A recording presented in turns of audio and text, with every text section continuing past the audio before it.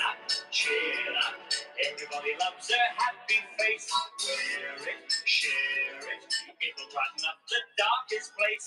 Twinkle, sparkle, let a little sunshine in. You'll be on the right side, looking at the bright side, up with your chinny chin chin. Chin up, put a little laughter in your eyes. Brave it, save it, even though you're feeling otherwise. Rise up, wise up, let a little smile begin. You'll be happy-hearted once you get it started, up with your chinny chin chin. Now come on everybody, chins up. I said chins there. Yes, I can see you've got a problem. Yes, I know, love. Yes, double trouble. Yes. I wasn't being sarcastic. How can I be sarcastic with the chin I've got? Look at it. 2.5 weight to skin a bone. I'm not the president of the Pelican Club for nothing, you know. So if I can lift this, you can lift yours too. All right then? Stick it in the air and wave it about. Oh, chin up, chin up. Everybody loves a happy face. Wear it, share it. It will brighten up the darkest place. Twinkle, sparkle, let a little sunshine in. You'll be on the right side, looking at the bright side, up with a chinny chin chin. Chin down, get you frowning, turn round, starting clowning, think, sad, you trouble, double, split, glad they burst like bubbles. Chin up, every little time your spirits will chin up, give your attitude an upward tilt, twinkle, sparkle, let a little fun begin. You'll be on the right side, looking at the bright side, up with a chinny chin chin. You'll be on the right side, looking at the bright side, up with your chinny chin up. Well, good evening, everybody, and welcome to Monday Night Live with Emma and Boaty, the new, more chilled out, relaxed Monday Night Live. We're going to be here for the next couple of hours, hopefully having a lovely, chilled out, relaxed chat with you all while Boaty throws serviettes onto his head. Whatever you fancy chatting about, let us know. The Mad Monday night has now been moved to Thursday, as you may well be aware. So definitely tune in for that because it'll be hilariously fun. But for now, yes, we're here to just have a lovely little relaxing Monday night. And with me, Emma, and the Emma lumps, and the behatted Boaty beside me. Good evening, Boaty, with the hat on. Good evening. Have you had a lovely day? What have you been up to? I have had a lovely day. Well, I got up this morning, which I always find is a jolly good start to the day. Would you not agree? And I actually woke up before the alarm went off, and I was out of what are you doing? I'm just adjusting myself. That's better. Oh, God. I didn't like being beneath you. I want to be on the same level. Oh, I thought you were going to bite my neck. I thought you turned into a vampire. So, yeah, I got up and I was actually having my morning wee when the alarm went off. So I wasn't there to deactivate it, but I did feel, quite proud of myself that I was up and about even before the alarm went off. And that gave me a nice relaxing time before I needed to leave the cottage to go about my daily doings. And so I watched on YouTube all of the footage of Lewis Hamilton from yesterday, and I cried like a baby. It was so moving and emotional. So I'm not ashamed to say that I sat there with my morning coffee and toast, and I was blubbing like a big old baby. So that was rather wonderful. And then after completing my morning ablutions, I jumped into a convertible sports car and drove to a horrendous car yard in the north of England, where I spent the day with an hairy man and had a nice lunch. Oh, in what did you have for lunch? Caravan. What did you have for lunch? International chippy again. So doner kebab and chips. Well, I'm pleased to hear that the caravan is still around because, this is a very popular lunch spot in the north of England that Tracy and I would like to one day, fairly soon, pop along and... It's totally the place to be. It's known as the place where all the big knobs hang out. Oh, we definitely want to be there then. Yeah, I thought Matron, did you hear that? And then, yeah, right. So you've had a lovely day with Captain Mustard today. Was it a chilled out day or did you do a bit of work? Chilled out day. Very nice. Made some videos and didn't do any actual work. We were going to do some welding, but the welding kits didn't arrive until it was almost time to go home. So Mustard's going to have to do that on his own. But well, no, we will all look forward to those. We did a lunch video. We made a video about how we completely failed at doing cars, and we argued and bickered about whose fault it was. And we made a Mustard and Boaty do jokes video. Oh, well, I look forward to that. Yeah. Were they good jokes? No, absolutely terrible. Well, that's even better then. I definitely look forward to it. What do we want? A cure for Tourette's. When do we want it? Fuck. That's quite funny, actually. I'll let you have that one. Thank you. I'll let you include that one. Shall we see who's about? What a good idea. Oh, let me just waz to the top and go onto all messages. Right. So, Matron is pinned over. I did that before we started. Yeah, well, Honestly. you know, Matron is pinned over Jimmy Quinn. Lucky Jimmy Quinn. I can't see what he's saying. Can you see what he's saying? I know he's there because I can see lots of glasses, but I can't see him.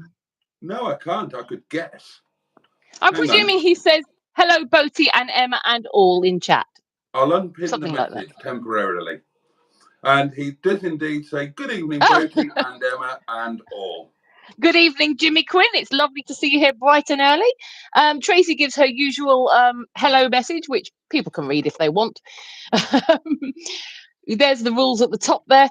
Peter P is here. Good evening to the lemon lumps and the hef and all. Good evening, Peter P. Am I going to have to purchase myself a hat now to join in with this?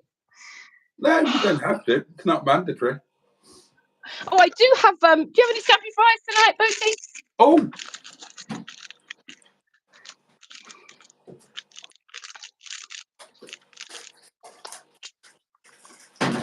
Also, we're adding bacon fries to the snack list. Fantastic bacon fries.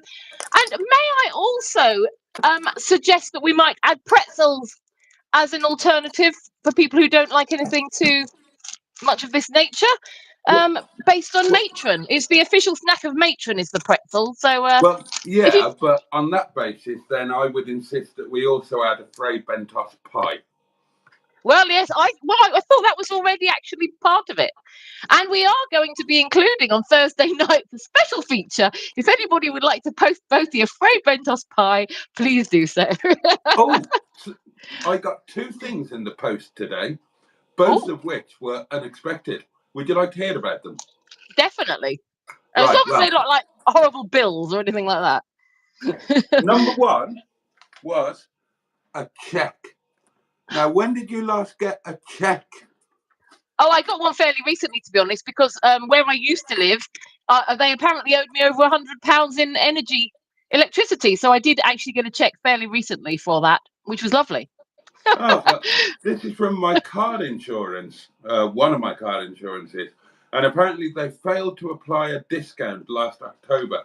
So here's a check for £9.65p. That'll pay for your shopping this week. You said you spent about £8 something this week, so that's your shopping paid for. And I now discovered that you can pay in a check online. Oh, right. I didn't know that. No, I didn't know that. That's useful. Because it's always a nightmare trying to put a check into my bank. So what else did you get in the post? I got this. And it is a T-shirt. Something you ordered or someone made it for you? I don't know who it's from. I didn't order it. Somebody has ordered it for me. And it is a nice blue T-shirt. Nice colour. And it says on it, integrity. Yeah. Integrita. Lovely. So a massive thank you to whoever sent that. That's very kind. Yes, whoever sent that, I think I'm thanking them as well, because it's lovely. Because you can now wear something else when I meet up with you other than the I Love Mustard t-shirt. Yeah, I've only got one t-shirt. That's the only one I've got. We've got two now. Isn't that lovely? Yeah, awesome. Just for clarity, it wasn't from me. Okay. In case anybody was thinking, did Emma send that? No, not from me. I would have a guess at potentially St. Neil, perhaps. Could be. So anyway, yes, good evening, Peter P. Andrew Buttergig is here, says, very good evening, Boaty and Emma and Jimmy and Tracy and Peter P. People are saying hello to each other, which is really lovely. Neil is here, Neil the Gibbon Hater. Hello, everyone. How are we today? Hope everyone has had a fab day. I believe Boaty has. Mine was been good, but unremarkable, so not really much to say there. I've about yours. I'm so sorry. What did you have for lunch? Well, it was very unremarkable, my day. And for lunch, it's my classic broccoli and mashed potato with gravy and loads of black pepper, which, again, it's lacking meat. It's not very exciting. But as a diet meal, as a weight loss meal, I absolutely love it, because I feel like I'm having a bit of a roast dinner, but I'm not. But it gives me that feeling. It makes me satisfied, but also it's fantastic for losing weight, because it only has about like 200 calories in the whole meal. So, wow. What did you? Oh, you said what you had. Yeah, I had doner kebab and chips. I actually last week had 2 doner kebabs, so I was a bit naughty last week.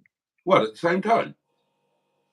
No, on different days, and I shared them with a little lemon, so I didn't have them all. But it was, when I came back from my trip and had insomnia for a week, I was absolutely knackered, and I thought, stuff the diet. I want meat. I need kebab. But this week I'm being a good girl again. How do you get a kebab? Because you haven't got I go to the kebab shop. There's a kebab shop at the end of the road. Oh, okay. We don't all live out in the middle of nowhere like you. And how much is a doner kebab at that fine emporium? Oh goodness, no! Do you know what? I can't remember. I'll find out for you. Rich. Oh, you're so rich. Only rich people I'll can look say it up. I'm gonna look it up on Google to see. Excuse me. If you're poor, you know exactly how much everything is, because you have to count your pennies to see if you can afford it. Yeah. Well, do you know what? My financial situation. Up until recently, I was going to food banks. Recently, I got a little bit of money for something, which means I'm not scraping the floor. But Thank God for OnlyFans, eh? I know, it's fantastic. And thank you for subscribing to my OnlyFans channel, Boaty. Not couldn't believe it. Couldn't believe it when I saw you'd signed up. Yeah. Right, let's have a look. A large doner kebab. I didn't want a large one. Where is it? Kebabs. Well, a large one is £8, and I definitely didn't pay that. Bloody hell, £8. Yeah, that's expensive. I definitely didn't pay £8. Oh, here we go. Kebabs. Just want £6. But I shared it with Little Lemon, so £6 for the pair of us to have something to eat. That's not cheap, but it was all right. Okay, right. Well, let's have a viewer competition. Now, don't cheat. Don't go online and look at the menu. Actually, I don't think they've got one online. So we had 2 doner kebabs, a large portion of chips, which we shared between us, and a can of Diet Coke. Guess how much? £12? Oh, close. Oh, £11.60. Yeah, you know when I've said a viewer competition? Well, they can still guess. Getting colder. All right, let the viewers have a guess. And while they're guessing also, I would invite them to let us know what they've been having to eat as well today. Oh, yeah, we always want to know that. We always want to know that. And what colour pants they're wearing. I've got black pants on. What colour have you got, Boaty? Why am I looking? I've only got black, apart from my sex pants, and I'm not wearing my sex pants. Well, so we know that you haven't been having sex today. That's interesting. Well, look, the day I wear my sex pants to go and make mustard is a day that, quite frankly, lock me away in a cellar somewhere. Have you ever got drunk when you've been with Mustard and mistaken him for a lady because of his long hair? I've never been drunk with Mustard. We've never been drunk together. Seriously not? Yeah. It's a thing we keep talking about, but it's never happened because... Well, you need to have a night in the caravan with the drink going and everything. Mustard's not allowed out after 6. I'm sure recently, though, didn't he mention on a video that, or maybe it wasn't a recent one, I seem to remember him saying he wanted to do the night in the caravan. And you Yeah, but said, not till we got electricity. And he said we could light a candle. I remember that. oh, he's all mouth and no trousers. He's not allowed out. Okay. Mrs. Come on, Mustard. Mustard. Have a bit of Mrs. fun. Mustard runs a very tight ship. Well, she needs to loosen her ship a little bit. Let your man out to have a little bit of fun on occasion. I'd love to see a video of that. You and Mustard getting drunk in the caravan overnight with only a couple of candles on the go. Oh, it'd be fab. You need to do that. Yeah. Yeah. We've got Mark Persad here. He says, good evening, Boaty, Emma and chat. Good evening, Mark. Peter P says, it's bungled because I waved the teddy at the camera when we were while Bruce was playing. Neil says, Ted. Matron says, hi, Andrew. I have a static white. Oh, yeah, this is because of her Twitch.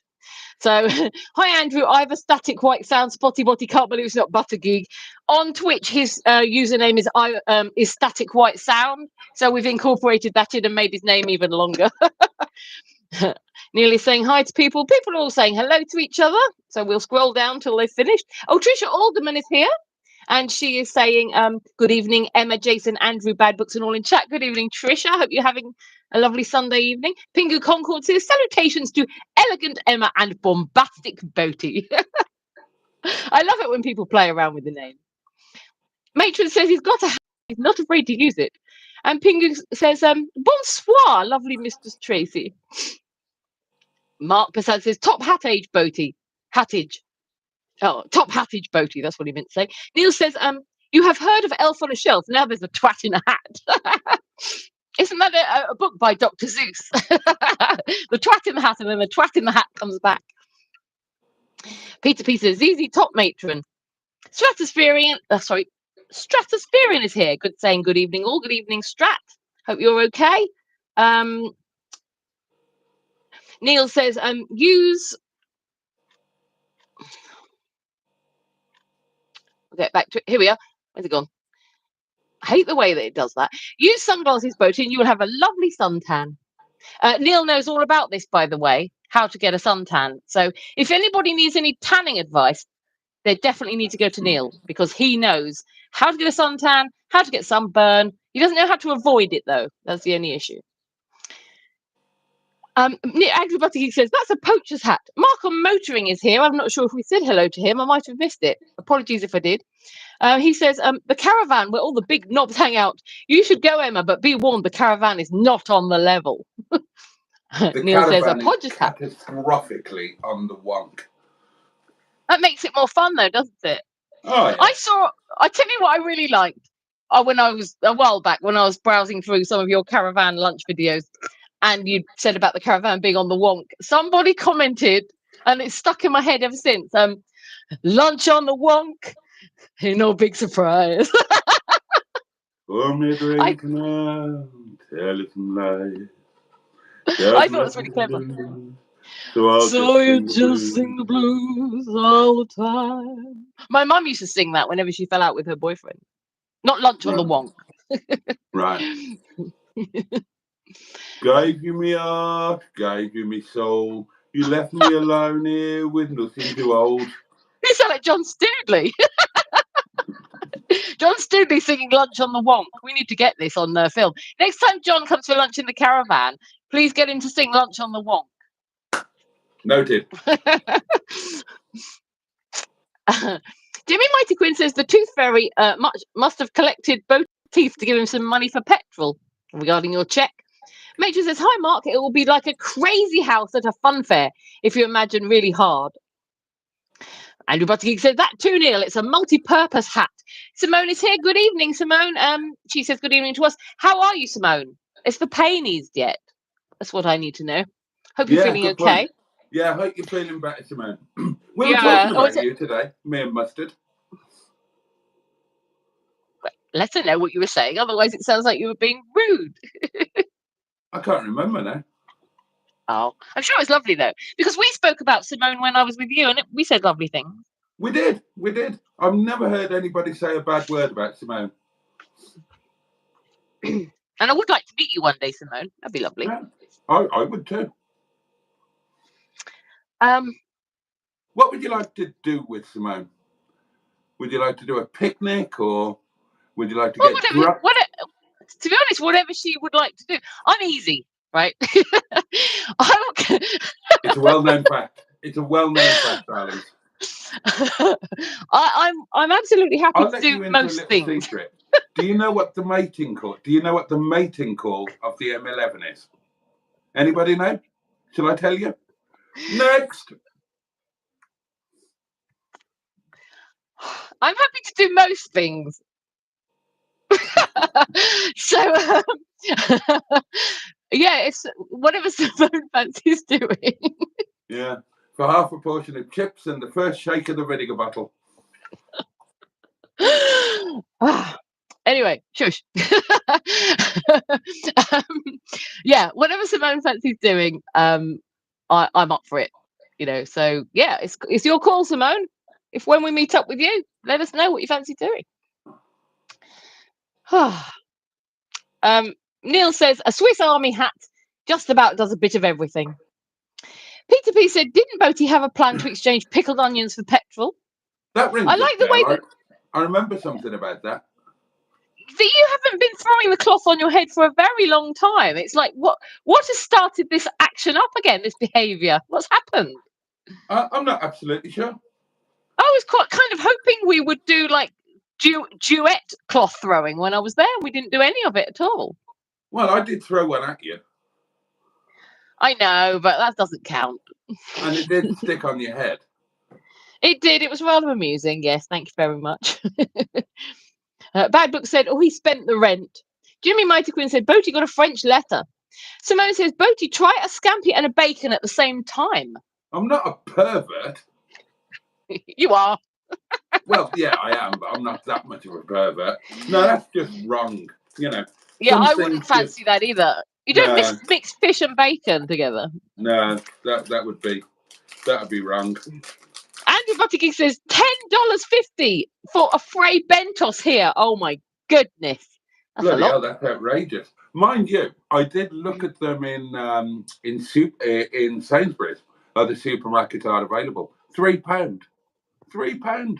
Yeah, aren't they supposed to be a poor person's pie? Like, they're not supposed to be like gourmet, are they? Well, they're not priced like a poor person's pie, are they? No, pies have got a lot more expensive. What's your earliest memory of a pie? I think my earliest memory was having a meat pie, mince pie, I think it was, at school, at primary school. They always used to make mince pie. And that's what I think my earliest memory of pies are, yeah. Have you ever eaten a Frey Bentos, not a Frey Bentos, a pucker pie from the chip shop with your hand? Yes, and I liked it very much. I've done it quite a few times. I've never had a Frey Bentos pie. What was your technique for the pucker pie? You're probably going to say it's completely wrong. There's no right or wrong here. Yeah, but it is when it comes to me. You often think there's no right or wrong, and then I tell you, and you're like, "Oh, that's completely wrong, completely wrong." You know, and then you tell me the right way to do it. So, are you sure you're not going to degrade me for the way I ate my pucker pie? I'm sure. Certain. Promise. I promise. Swear on Minchbag's life. I swear on Minchbag's life. Okay. I like to turn the pie over and eat the bottom bit, so that, because if you eat it the right way up, then you get a lot of the pastry off the top and the bottom starts falling apart in your hand. So I turn it over, so I'm holding the lid, which is the harder, the more crusty part, the solid part, and then I eat it that way. Very delicious. I really wasn't expecting that. I've never heard of or seen that before. And is it wrong? Are you going to criticize me now? No, I'm not. I mean, it's personal preference, but it's not something that I would think of doing. I mean, for me, the obvious technique is logic. Is you remove the pastry lid completely, or maybe even if not completely, you peel a bit off, and you use that as a spoon. And so you eat the pastry lid in sections, using it as a spoon to scoop out the innards.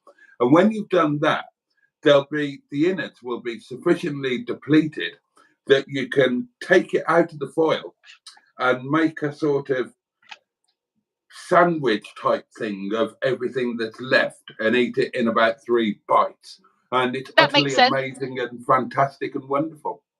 That makes sense too. Yep. That last 3 wonderful soggy bites of pie are just 3 of the best sensations that you'll ever get in your life. Yeah, I can totally see how that would work. Yeah, because my method, of course, your last bites are going to be the top, the pastry on the top. Really. Yeah, so that's kind of having the worst bit last. It's like when you have a lolly, and you get all the delicious. You know, it might be an ice cream type of lolly, or even with an ice cream. Actually, the last bit of a lolly, you get to taste the wooden stick.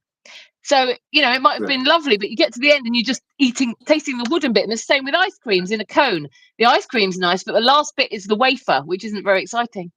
Oh, I love the last bit of a cone because you bite the bottom of the cone off and then you suck the ice suck cream, it out.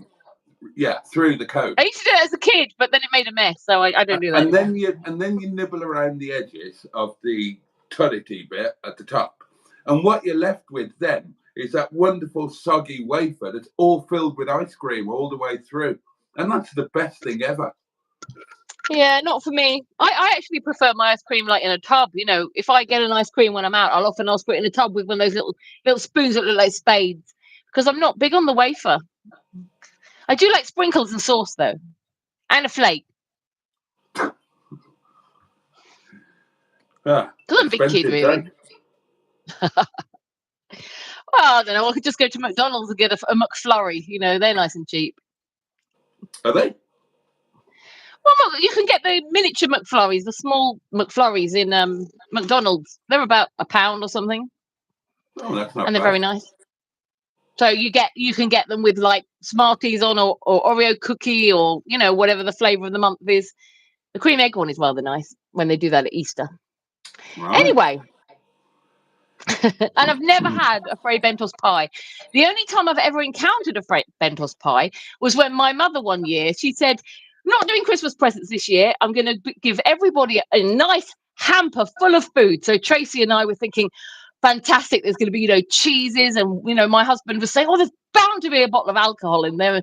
We're going to have like, you know, fancy crackers, all sorts of amazing foods. And it was like your bog standard budget one. It was full of like the cheapest tins of tomato and baked beans and crap.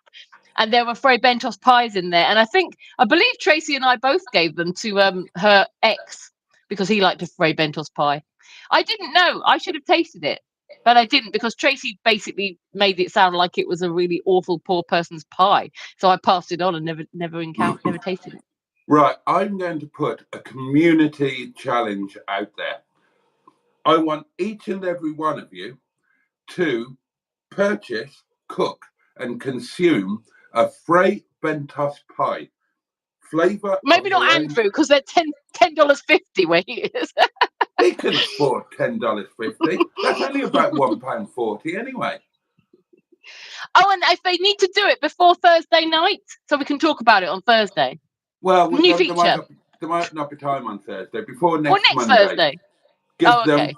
Give them a full week to do it. And if you want to make a video of it, so much the better. So what do they do? They have to buy one, eat one, and video it, and then what? Review it on the live stream? They don't have to video it. They've just got to buy one, cook it, and eat it, and then tell us about it next Monday. Yep. Tell us how their Fray Bentos pie experience was. But if they want to video it, they can. You could do a disinterested pie girl video. I actually will do that. I will. Well, I might not do the video, but I will. I will go and purchase one, and I will cook it and eat it, so I can do the review. What flavour I go for? My emergency pie has been in there for about 2 years, so it's probably time I replaced it. What's the date on it? Oh, they've got about 10 years on them. They're a nuclear option. Hold on, I'll look. I wonder what flavour I would go for. I'd probably go for chicken, perhaps, if they do a chicken one. Oh, well, you went for chicken in Llandudno, didn't you? Yes, yeah. It was very nice as well. Oh, I can't read that. It's too small. Hang on, Use let me your look in the glasses. light. Do you know you can buy reading glasses for like £1 or £2? You don't have to go to the opticians. I just get mine for £1 or £2 from cheap shops. It's just because it's bad light. You know how bad the light is here at night. God knows you've been here. It wasn't that It's dark. March 2025. Oh, we've got. Well, that's not that far away, actually. It's not even a year. What flavour's that one? Steak and and kidney. gravy. No, steak Kidney. and gravy. Oh, gravy. Okay. Well, that sounds rather nice. Yes, I shall purchase a pie, and we can all talk about it again next Monday. So yeah, come on, community, get out there, add it to your Tesco delivery, get yourself pies. And if any of you tell me that you didn't lick the tin, I'll know that you're lying. Oh, won't you cut your tongue on it? Then you stay away from the edge. I just had this feeling of my tongue being sliced open when you said that. The only reason you wouldn't lick it is if you've got a dog. I haven't got a dog, but I still probably wouldn't lick it. I know that I would cut my tongue, and then I wouldn't be able to use my tongue for anything else for a very long time. To be honest, I don't actually lick it. I run my finger around it and then suck my finger. Oh, interesting. So, excuse me. Cough, cough, cough. Pingu Concord would like to know, Mr. Boaty, when are you going to pull your finger out and take the lovely Emma on another? Oh, sorry, lovely Lemon on another day out. Oh, well, we're planning one at the moment, aren't we? We are indeed, yes. So it won't be too long. If any of you would like to come along. Yes, it was going to be in Norfolk. So, yes, if anybody, excuse me, it's a couple of weeks' time or something. We haven't arranged exactly when. But if any of you are in the Norfolk area or would like to travel to the Norfolk area, then yes, we would love to see you. Also, I was actually going to say, excuse me a moment, I have a tickle. I live in Norfolk. I live in Norwich. If any of you are ever in the Norwich area and fancy just meeting up for a coffee, in a cafe or whatever, to say hello, let me know. I would love to meet you, because I know that, it'd be lovely. Oh, someone's ringing. Mr. Stephen Parry, I call it's him. Bet it's him. Good chat. Good evening. Good evening, Mr. Boaty. Hello, how are you? Not too bad. How's your day been, sir? Absolutely fantastic, thank you. Hello to the M11 as well. Sorry? Hello to the M11 as well. Oh. I'm absolutely fab. Thank you very much, Mr. Parry, sir. He didn't ask. He just said hello. Oh, I thought he said, how is she? Well, I am fab. Doesn't have to ask now. Okay, that's splendid. And I've got to say, when I had one of them pies, I wouldn't rate it myself. Really? No, I'll be honest. Well, I mean, my flabber. I like the M&S pie. I did have one of them years ago, and I ended up chucking it away. Oh my God, M&S pie. Who the hell can afford an M&S pie? Dear, oh dear. We're a poor community. We can't afford these sort of things. I can't even afford to look at Marks and Spencer's, let alone go in there and buy anything. Oh, he's gone. Oh, no, he's still here. He's still here. How was your day? My day's been okay. What did you have for lunch? For lunch, I had sausage and beans and chips for my afternoon lunch, and this evening I had a lamb burger. Excellent. Was that a cafe job for lunch, or did you make it?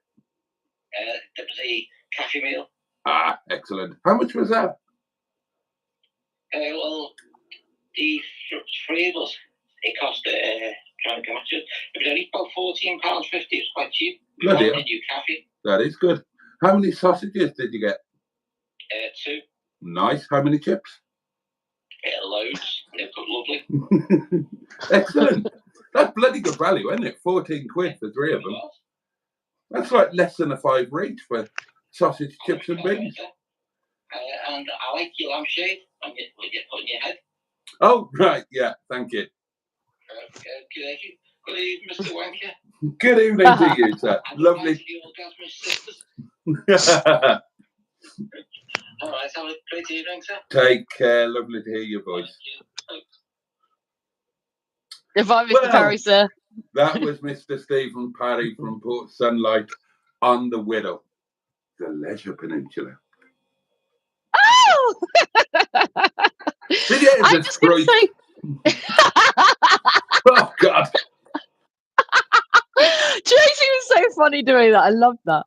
I'm just going to say, he mentioned Marks and Spencer's there. Boaty, on the night that the wind stopped the live stream, you had cracked open the bottle of Marks and Spencer's vino that I had bought for you.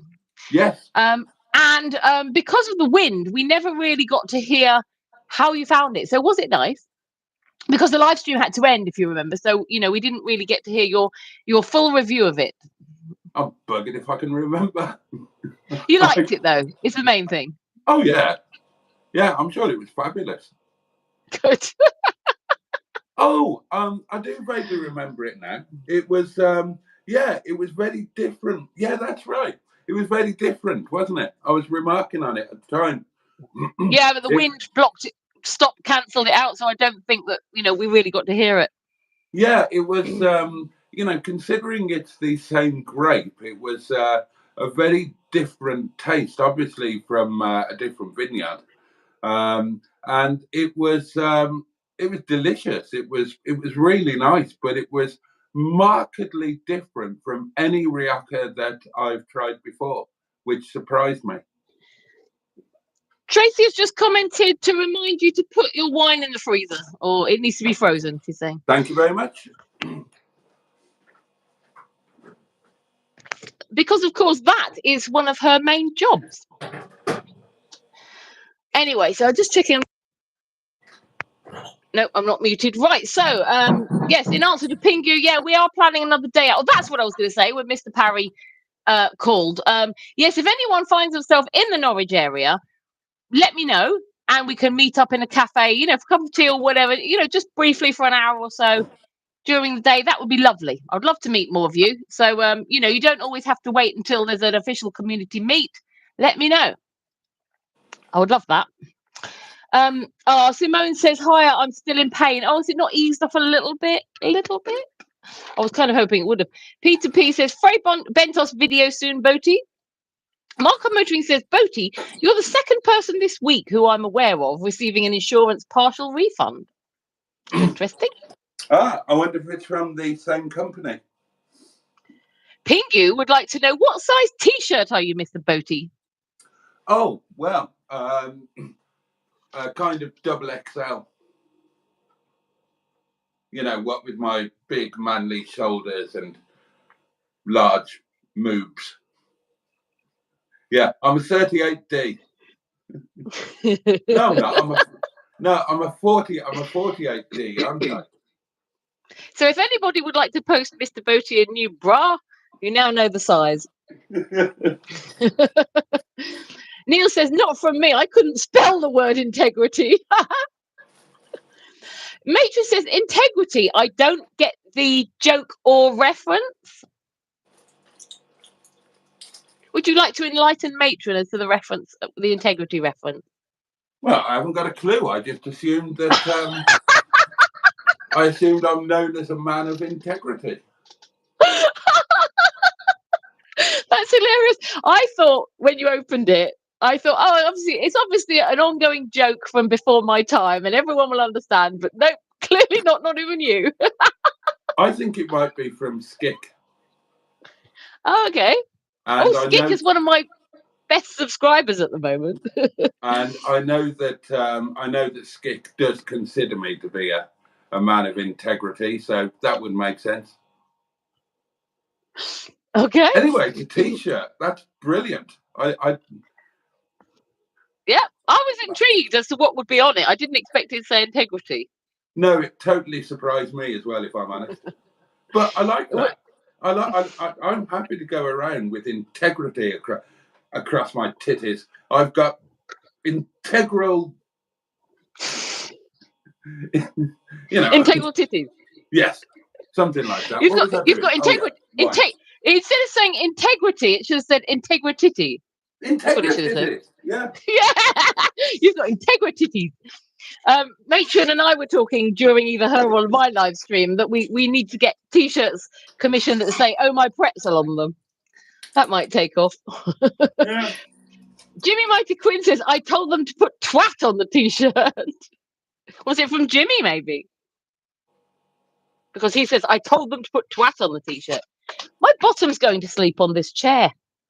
I need to get a new desk chair.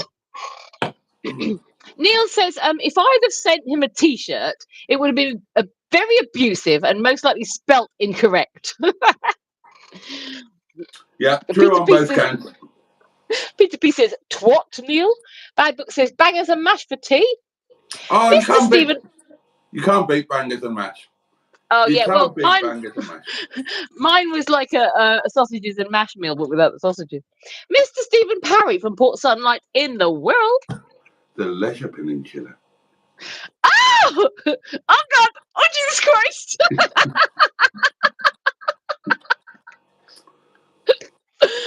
Oh, dear. He says, "How has your day been, Jason, and the Orgasmic Sisters?" Is that what we're known as now? Hey, everybody else's day. Hope everybody else's day has been nice in the chat. And Captain Paula had a lamb burger and nice posh chips, as we well know, because he let us know when he gave us a call, which is lovely of him. I always look forward to Mr. Parry calling in.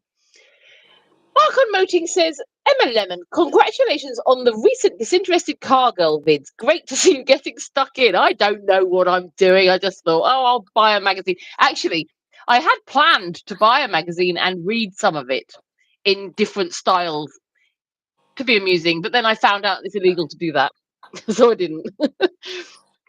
Never mind. Mark Prasad says, "Integrity and dignity are genuinely two terms I would associate with Boaty and Emma indeed." Oh, would you? Dignity?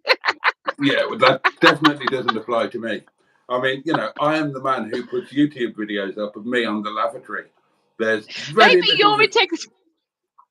I think Sorry. I'm the integrity and you're the dignity. Oh, I'm dignity. I'm a lady. You see. Yeah. Ish. Very ladylike. Within reason. Oh, I tried to portray myself in that way. Is it not working? Well, you sound posh. Oh, that'll do. I like that, though. I like to give one impression, and then when people get to know me, they find out completely the opposite. No, you're not completely the opposite. I mean, you don't swear.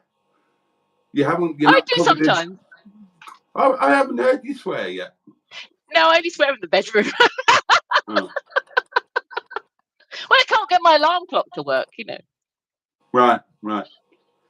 No, I do swear if I hurt myself as well. Like, if I injure myself, I will swear. But no, I generally don't swear now. So, yes, I'm very dignified. I'm a lady. Neil says, "That's a good shout." Matron says, "Mr. Stephen Parry from Port Sunlight in the Wirral, pretzels at the ready." Oh, God, Jesus Christ. Jimmy Quinn says, "The family feast in my kebab shop is £30. Oh, my goodness. Where do you live, Jimmy? Somewhere really expensive by the sound of it. It's one of those stupid big bloody pizza boxes where they just put a bit of everything in there, I imagine. They look terrible. I thought you lived near Great Yarmouth, which I wouldn't expect that side of the country to have expensive kebab family feasts. It'll be an enormous thing for a family of 10 or a family of 3 big eaters. Andrew Buttigieg says, "Oh, my pretzel." Neil says, "$4.90 for a large by me." Bad Book says, "Integrity is £4.90. That is a cheap prostitute. At £4.90, you wouldn't mind if they were a bit on the large side, would you?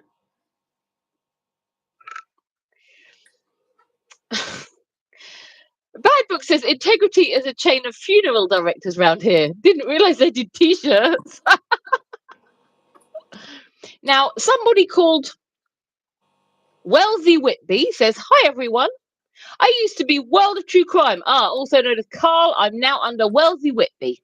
So that's Carl from World of True Crime with a new name. Andrew Buttigieg is vomiting at the thought of Diet Coke. Matron says, hi, Carl, and sorry I've been spelling your name wrong all this time. Peter P says, black pants and chicken salad. Oh, that'd be That's a not my great ideal song, date. wouldn't it? Black pants and chicken salad. Sounds like a good date to me. Oh, well, yeah. Jimmy Redquin says, half a roast chicken, chips, and curry sauce. Oh, Stickle. that might be what I'm having for lunch tomorrow. Oh, nice. Right. Stickle has a question for you.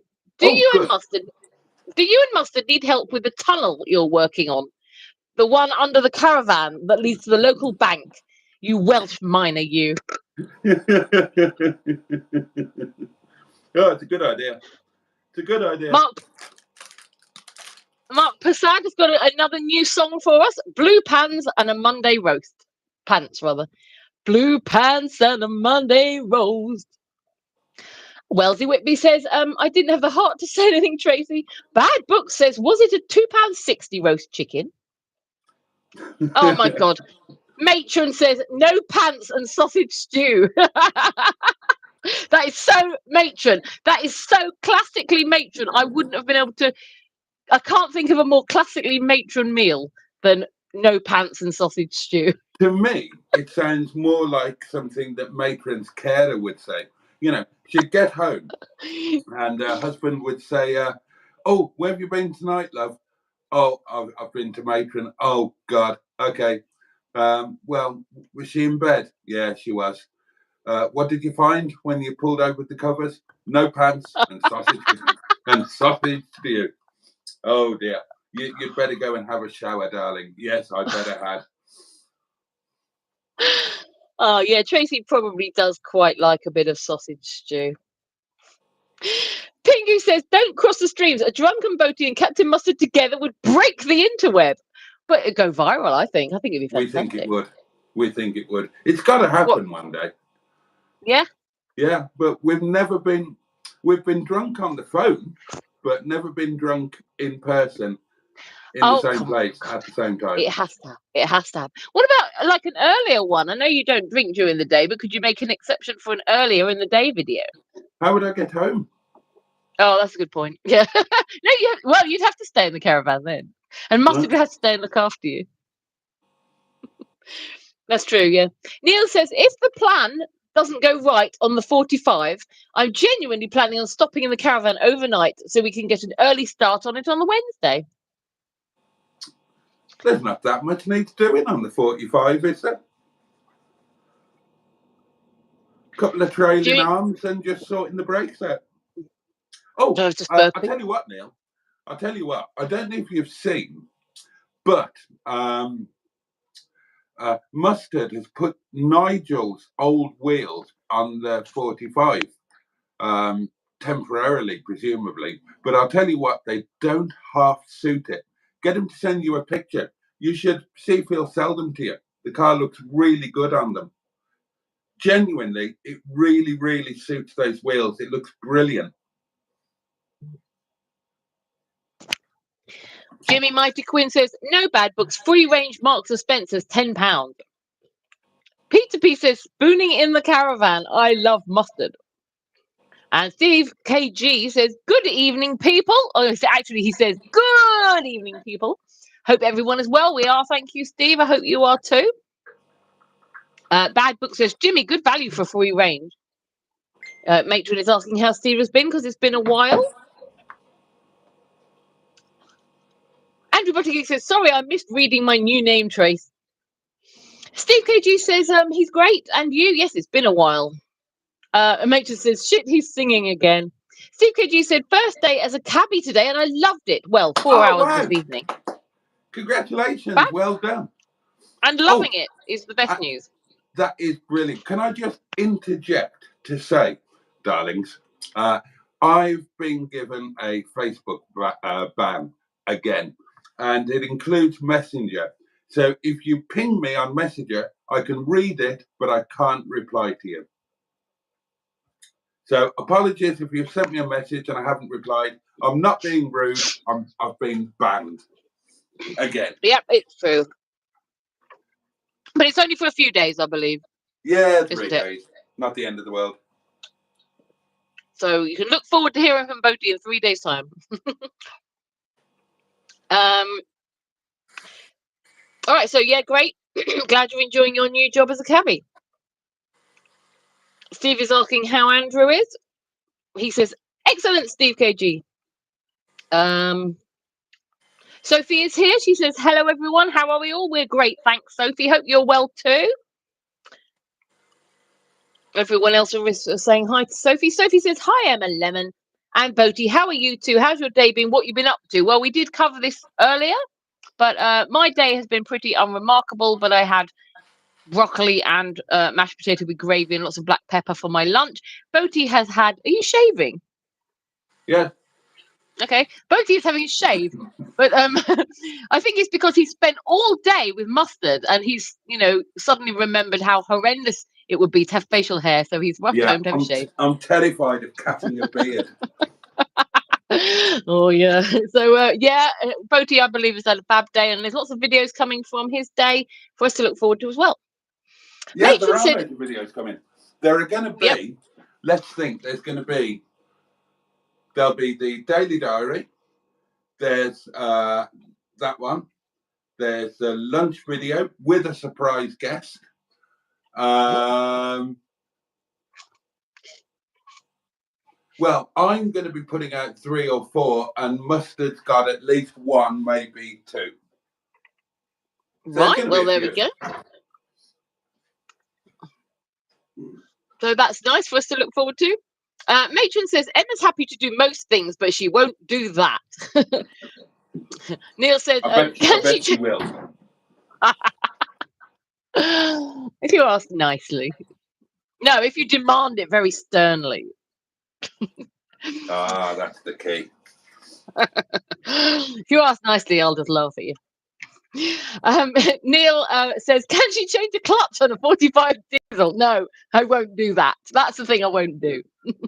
Although, to be fair, if I keep going with this blooming car channel and keep surrounding myself with car-y things, yes, one day I probably will. In fact, I would actually love to do a video of somebody instructing me how to do something like change a wiper blade and me trying to do it. I think that would be fun. Like, disinterested car girl tries to change a wiper blade. You'd probably have to go afterwards and do it properly. But I'm not doing welding, though. You did learn how to put the roof up and down on a convertible. I did. We should have filmed that. Disinterested car girl learns how to adjust the roof on a convertible. But I'm not doing any welding, in case anyone suggests that. That wouldn't be a safe option for me. Simone says, a meal sounds good to me. Oh, yum. Peter P says, Momo Simone? Yeah, so we could go for a meal with Simone. That would be quite nice. I'd like that. Lovely. A nice lunch. I do like a pub lunch or something, yeah. Yeah, that'd be great. What do you reckon, Simone? Pub lunch type of thing? Would that be nice? Major says, don't mix fish and bacon. It's just surf and turf in snack form. I suppose so. I don't like surf and turf, though. No. And Neil says, I had bacon-wrapped shrimp once. Never again. Oh, that's like pigs in blankets, like fishy variety. Oh, anything wrapped in bacon is good, though, isn't it? That'd be shrimp in blankets, wouldn't it? Shrimp in blankets. Hooked on Classics, Simone says, no thanks, Pete. I don't find them appealing. Pete? Oh, yeah, Peter P. Steve Cook says, free bentos made from proper steak in Australia. How can you not find Momo appealing? I don't think anyone said that. Yeah, Simone just did. Oh, really? I thought she was talking about... Peter oh, P right, said... Sorry, yeah. I thought she was replying to people saying about fish and bacon. Oh, I get it, yeah. I think, do you know what? I think people think dumplings and they're maybe thinking of, the suet dumplings or something that you have. Oh, right. Perhaps. Well, they were lovely. I definitely need Momo in my life again. You are now no longer a Momo virgin. So no, you broke me in, Boaty. I did. Tell the nice boys and girls what your first time experience was like. Well, actually, I have to say, Boaty, you made out that the chutney would be very spicy. So I was expecting I might not like this because it's going to be very spicy, and it wasn't. I didn't find it spicy, even slightly very spicy. Just spicy enough. It was nice. It's like It's sort of a light dumpling pastry. Did you call that pastry? Would you call that? What do you call the stuff it's wrapped in? It's pastry. It's a very simple pastry. But it's not pastry as you know it. It's like it's almost like the texture of pasta, isn't it? It's a soft Yeah, well, pastry. it's not really. Sorry, it's not pastry. It's a dough. Yeah. So it's like the texture of pasta. Yeah. Then inside, it's this really nice, lovely, deliciously seasoned meat that it's like the sort of thing you might get in tortelloni or something like that, a pasta. But it's really delicious. And then the chutney, oh my God, it just was. It wasn't hot and spicy like I was expecting. It was just so delicious. I don't know how else to describe it. But really, it's worth, don't be put off by the word dumpling. Don't be put off by meat parcels. I don't usually get put off by a meat parcel, I have to say. But no, don't be put off by that. It's really worth trying. It's very nice. Oh, I don't know what else I can say. I have some inputs from the community portable electric telephone. Neil has bought the wheels that I mentioned, and Simone says that a pub lunch is a great idea. Fab. Because Boaty, a few nights ago you were suggesting that maybe we could all meet up somewhere central to us all. Yeah. So you come down, she comes up, I go over, and we could do something there. So that'd be really nice. We will definitely arrange that. I would. My only issue is, sorting out what I do with the little lemon, because as lovely as he is to bring him to places with me, he likes a lot of attention. I would quite like him to be somewhere looked after so I can have an adult lunch. Well, I like a lot of attention, and you coped with me. You like a lot of attention in a different way to him, though. I see. I don't have to wipe your bum.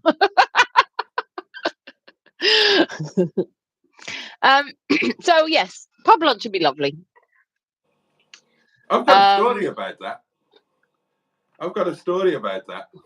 That genuinely, a school inspector.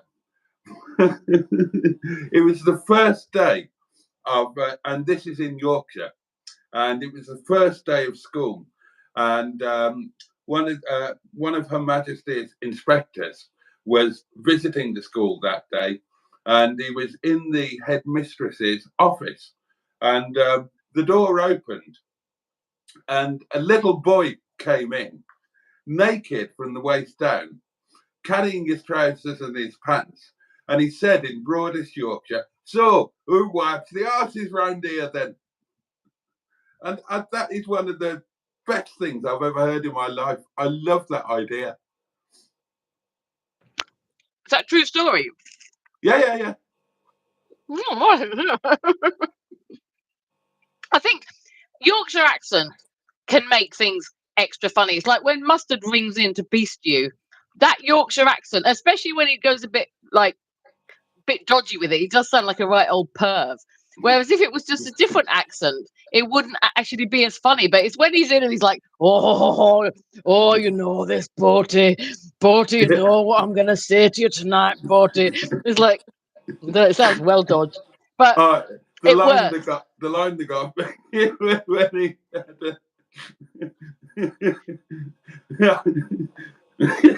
I need a lady with lovely titties. He doesn't want to go on holiday with you. He just wants to show off your titties. I liked it when you did the confessions and he rang in and he's like, "Oh, I got a confession to make, Boaty. It was me that stole your dog collar." And then you said, "Did you also steal my pottering harness?" He's like, "Oh yeah, that was me as well. Sorry."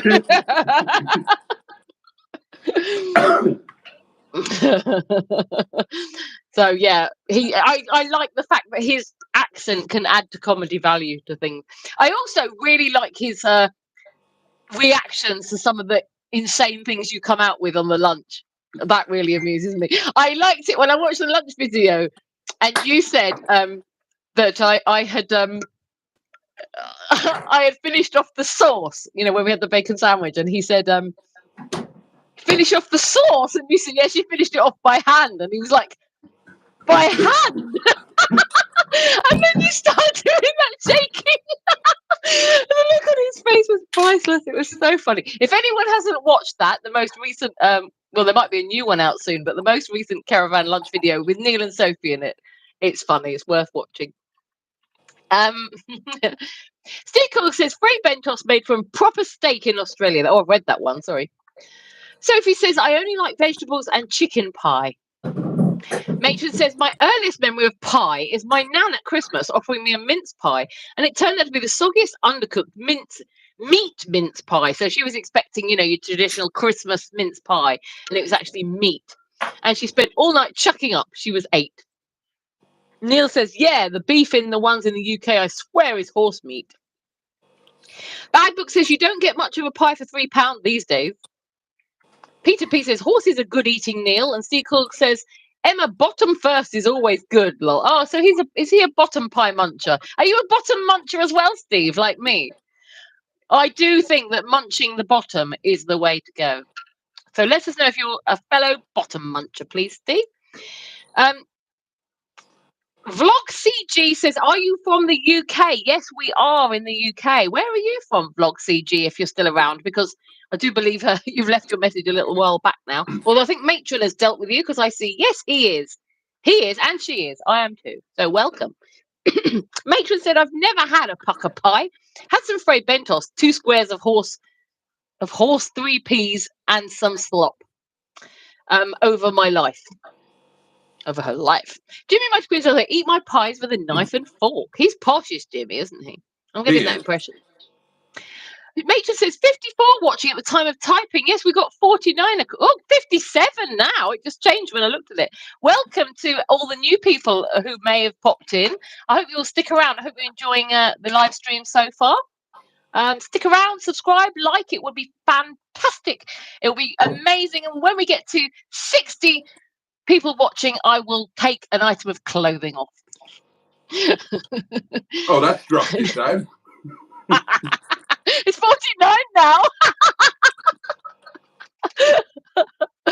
Neil says, my tip of the day, if you have a ginster steak slice 5 minutes in the engine bay of a transit next to the airbox, cooks it to perfection. I'd like to have oh no, he's got one.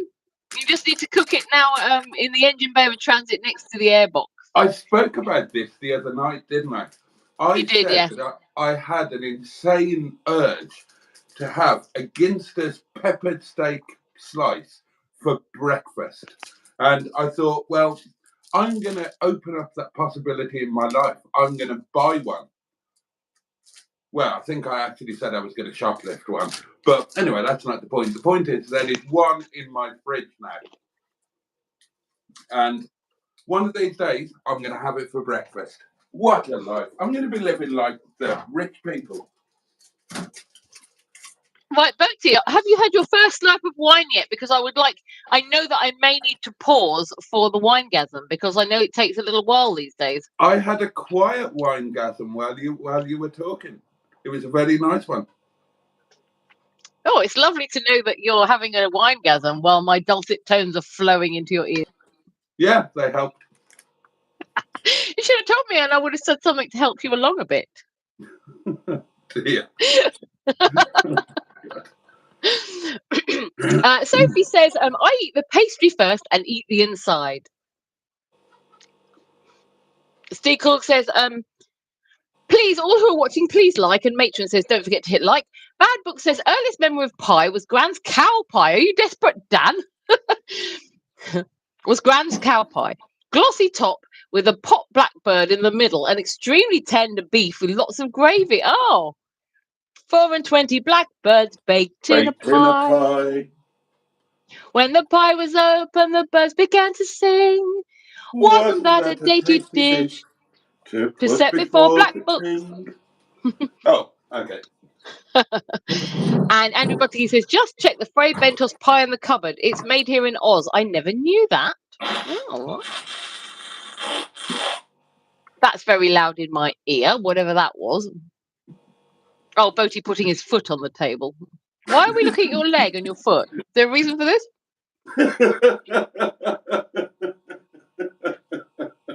Okay. Whatever floats your boat.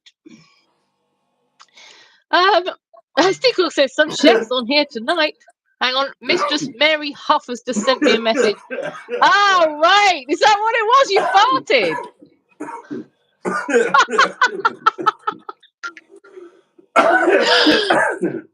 It doesn't sound like a fart on my earpiece. It sounded like something rustling. It was obviously, the bottom cheeks were rustling as it slid past them. Oh, that was a bit of a rasper, was that? I didn't realise it was a fart. It sounded like you were getting something out the cupboard or something. Neil says, can always make a cheese toasty if you leave it in there for about an hour. Peter P says, can you pickle a gherkin if you leave it on the seat, Neil? Steve Cook says, Emma, you'll damage your nails opening a Bentos pie. Don't do it. Wasn't going to. Well, I'll use a tin opener. Right. I managed, and I might be the only person in the world ever to do this, I managed to open a Fray Bentos pie with an electric tin opener. Okay, well done, you. Thank you. And if any of you try to do it, the trick is you have to support it with your hands like that as it goes round. Oh, we hit 58 then. Oh, 51 now. 61. Get your kit It up. says 51 on my. I said an item of clothing. I didn't say what it was. Oh, 51. Yeah, I thought it was 61. All right. Oh, you need glasses. Jimmy Motor Quinn says Fray Bentos steak pudding are okay. Do you like the steak pudding type of thing, Boaty, or are you just into the pies? I've never tried one. Okay. Simone says I'm not buying a Fray Bentos pie. They are fucking vile. Don't hold back, Simone, will you? Yeah, Simone doesn't want to mix her words. Neil says, I've never attempted that pizza, but I'll give it a bash. Tracy's laughing at Simone, and she says, oh, sorry, Steve Coldy's laughing at Simone. Matron says, I will try to eat a Fray Bentos pie. The last time it gave me the squits years ago. And yes, we gave the pies and the game soup to my late ex. Yeah. Oh, God, It's what you do. Soup. Yeah, I believe Tracy and I had game soup in our cheap hampers we were given by our mother as well. Tracy, I do believe there was game soup in it. Peter B says, good man, Neil. Matron says, my dad likes those, Jimmy Quinn, to the steak. Well, he did like them before he died, to the steak puddings. Excuse me. Matron said the Slandidno pie looked amazing, Emma. It was very nice. I mean, I wouldn't say it was amazing. It wasn't top notch, It wasn't. It didn't look amazing. It was nice though. It filled a hole, and the chips we had as well alongside it were very nice. It was not bad. The curry sauce was a massive disappointment. Oh, was it? You never said that at the time. Yeah. And there was me thinking that everything had gone right on that day, and now you completely spoiled it for me.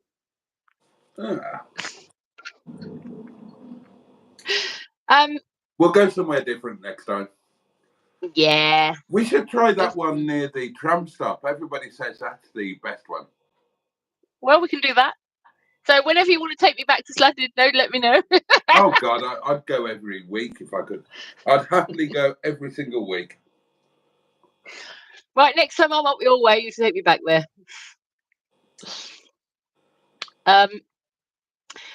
Andrew Buttergeek says, love the pastry topping on a Fray Bentos. You can't. I'm going to try one.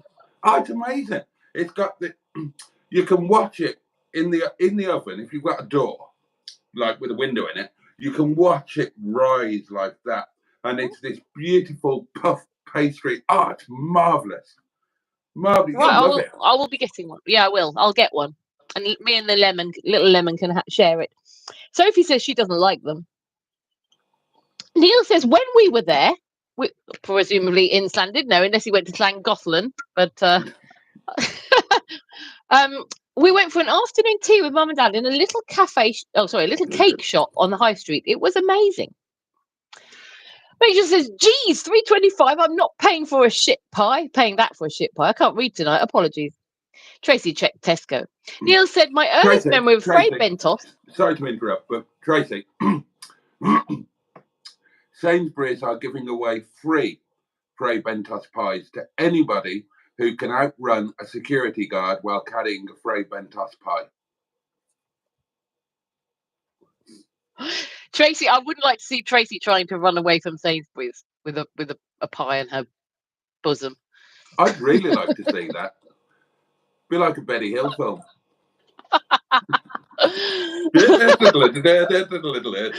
Oh, so we're doing a low and low, but now we're doing Benny Hill as well. You flashing nubs. Oh, and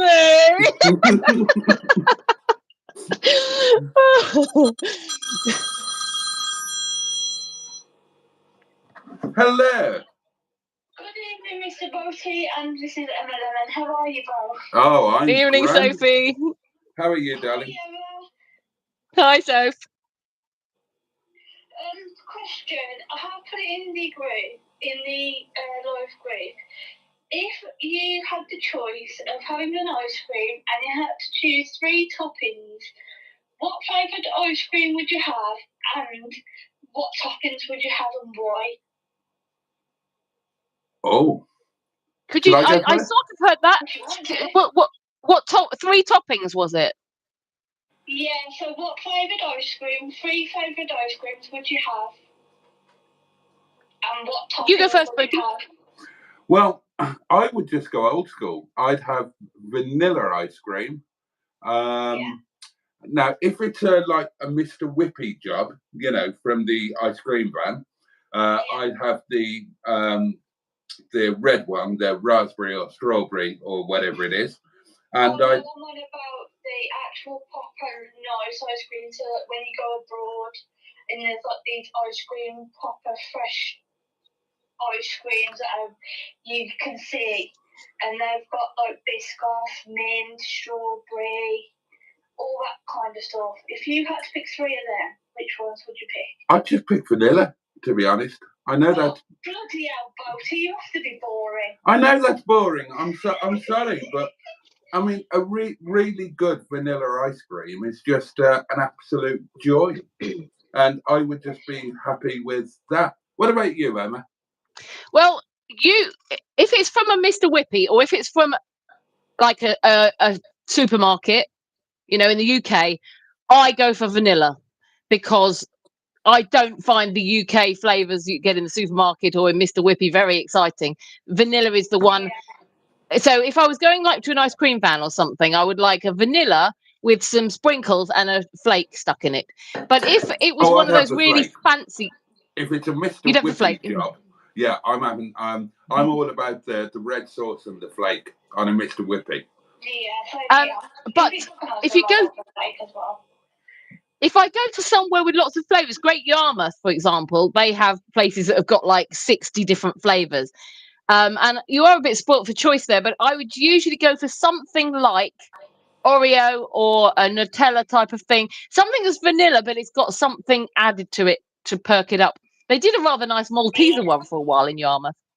And I probably wouldn't have any toppings on it because of the fact it would have nice flavours incorporated into the vanilla anyway. But in general, I am a vanilla person, you know, well, in the ice cream department. What about you, So? What would you pick? I know I have asked how birthday day been. I did apologise that I put it twice. It's because I obviously came in a bit late, so... No worries. Answer your own question, my lovely. What would you go for?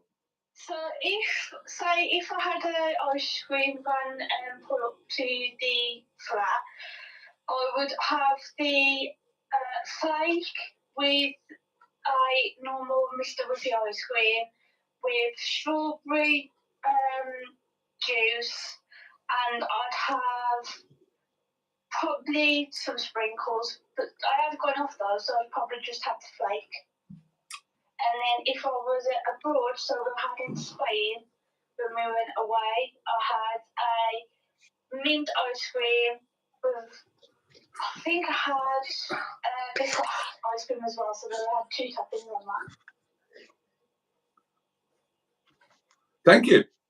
No worries. Okay. Yes, sir. You're a twat. Thank you. A twat in a hat. Oh, you got a different hat, or is it inside out now? It's inside out. Oh, I like the way that changes. It's like a magician. It's a reversible hat. On this side, it's lovely green corduroy. Look at that. Yeah, I like that. That's a nicer side. I like that one. Now, I've just got my willy waving cloth. we went to a very expensive shop, me and Mrs. Boaty, when I was still married and I wasn't poor. And it's my favourite shop to go to. It's where I used to buy all of my suits and jackets. And it's a very posh country shop. It's where you'd buy your tweed suits and all of that sort of thing. Ridiculously expensive. And I found this hat, and I won't tell you how much this hat was. You'll talk about me. And I said, I have to buy this hat.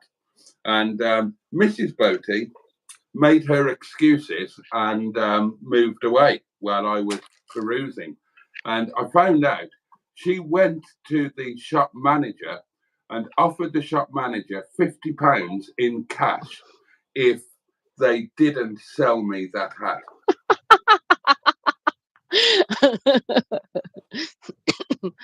That's quite funny. Mrs. Boaty hated this hat. I like it because it's unique. It looks unique on you. I've never seen anybody look like that in a hat. I love my hat. It's brilliant. Where did you get that hat? Where did you get that hat? Maybe tomorrow you'll wear a stupid hat. Right, let's crack on with some comments. Yes, do you know what? We're probably miles behind on them. So Neil says, my earliest memory of a Frey Bentos was my dad breaking the tin opener on it and me and Grandad opening up with a hammer and a nail. We've all done that. We've all been there. Jimmy Mighty Quinn's saying a shite pie, Tracy said, and he's put loads of poos. Steve Kirk says, try B&M or the like. Andrew Buttergeek says, that's still cheaper than here, Trace. Yeah, B&M. Home bargains too. Yeah. They often have the old Frey Bentos in at a better price point. Jimmy Mighty Quinn says he's in Spain. Is he? You're in Spain, Jimmy? Kirk says, Boaty, you're looking slimmer. Or is it the stream? I'm just basically naturally built like a racing snake. There's not an ounce of excess tissue on me. Honestly. This man who takes an XXL t-shirt, yeah. Yeah, that's because I've got an incredibly manly, powerful chest and shoulders. Not because I've got a big fat belly. There's nothing to me in here. I mean, I've got abdominal muscles like you wouldn't believe. But I've got enormous shoulders. Yeah, I'm basically like a heavyweight boxer. Oh, shit. Hold on. You've frozen, Boaty. Yeah. What happened there?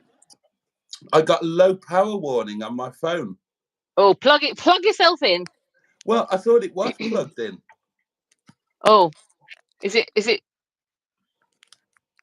Are you successfully charging? Not yet. Hold on. Hang on, you carry on. I'm going to give this a wiggle. Steve Cook says, Steve KG says, I'm up for a road trip, Lemon Lady. Oh, right. Where are you in Essex? Is that right?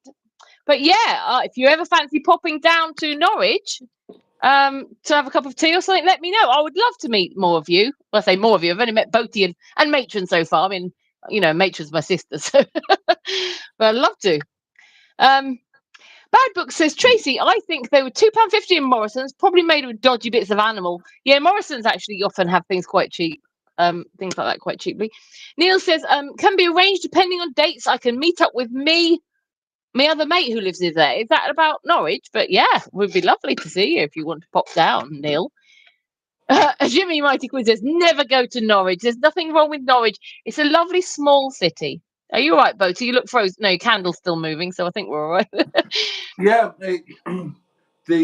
Oh, shit. You're frozen again. Yeah, I know. Are you having trouble getting it charging? Yeah, that power lead isn't working for some reason. Hold on. Okay, I'll continue with the comments. You So crack on. Norwich is well, I don't know if you freeze. I don't know if I freeze for them as well. But I'll carry on anyway. Norwich is a lovely little city. It's not a big, massive, noisy city. It's a nice small city. We've got 2 cathedrals. We've got a castle. It's got some nice, like, little old, lots of history, loads of churches if you're into that. It's a lovely little city. So don't listen to Jimmy Quinn on this one. Matron says, Frey Bentos review. Not nice pastry, suet, was very thick, too small, and I mean small pieces of meat, nor did I enjoy at all. Never buy again. I'm going to get one so I can see what I think of it. I need to find out now. And she also says, oh, hang on, this isn't from her, is it? She's just picked up reviews. She's reading reviews from somewhere. So these aren't her reviews. Another person says, terrible, no meat at all, basically pastry in a can. And another person, she seems to have picked off the internet, says, I bought this last week and absolutely no meat in the product at all. The product is all pastry and gravy. Lord Stiff Upper Lip says, M&S reduced to clear, sir. Yeah, it's quite nice if you get the reduced to clear pies. Matron says, looks like everyone else agrees with me. Andrew Buttigieg says, so that's 2 thumbs down, Trace? Mark on Motoring says corned beef and tuna are great for long-term pantry. Typically get 5 years dates out of those. Oh shit, this isn't going to work now because I haven't got my thing. Good evening.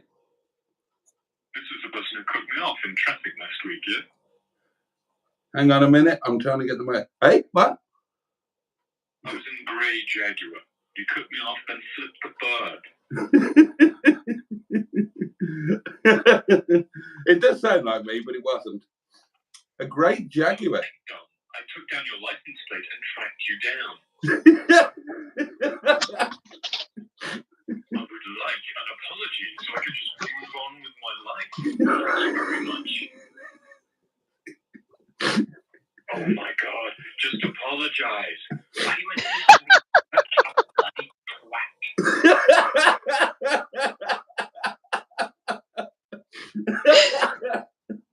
Oh God, this is. You're going to make me come over there and force an apology. This is genius. I told you, I took down your license. How are you going to deny it? It's better than mustard. It is better than mustard. Would you like some pie when you come over? I have your address. I'll just find you myself. Be outside in 20 minutes. I'll get the pie on. This will be interesting. Your neighbour was the one who cut me off, not you. Listen, I'm sorry. I'll make it up to you. Why don't we go out for a drink sometime? Oh, that would be lovely. You sound hot.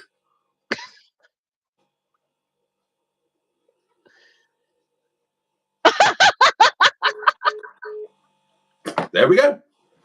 Well, he's round in 20 minutes, so he can take you out for a drink. So if he turns up, you just get your best outfit on and your sex pants and off you pop. Totally, yeah. So if I suddenly disappear, you know when I'm gone. Right, the good news is we are now charging. I've had to do some emergency poddering of the chargery equipment, but we are now all sorted. Oh dear. So, where were we? Mark on Motoring, yeah, he said that corned beef and tuna are great for long-term pantry. What do you think about that? Are you into things like corned beef and tuna? Absolutely not. No. I didn't think you would be, so that's... Not under any circumstances. And, Wellesley Whitby, I find that very hard to say for some reason. Carl says... Call him Carl. Yeah, I will do. He says, I think they've got smaller, Tracy. And Matron says, I hope that's not my new nickname, Steve Cool. Frey Bentos pies are a bit slimy, says Jimmy Mighty Quinn. Tracy, no meat. Not cooked long enough. Not cooked long enough. I quite like a slimy pie.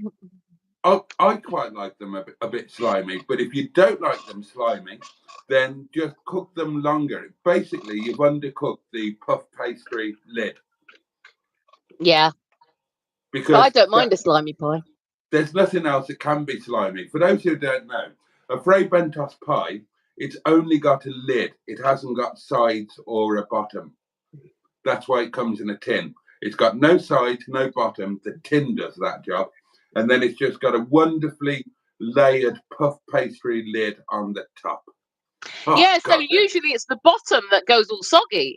But because it's got no bottom, you should be able to get a nice crispy top and not have any soggy bits if that's, if you're not into the soggy bit. Oh, dear. Is he round for his date now, this guy? Good evening. Hello. Yeah, who is this? Yes, thank you. Do you like scampi fries? Why do you keep calling my number? It's because I keep looking at you through your window, and you've got lovely boobs. This is the 4th time you've called me in the past hour. What do you want? I'd like to see your boobs in person, in the same room. Look, I'm trying to sleep here and you keep waking me up. Yeah, well, just come around and get your boobs out. I'm not asking much. For God's sake, work with me. Is that a joke? No, absolutely not. Look, you're interrupting my nap and I'm getting very cranky.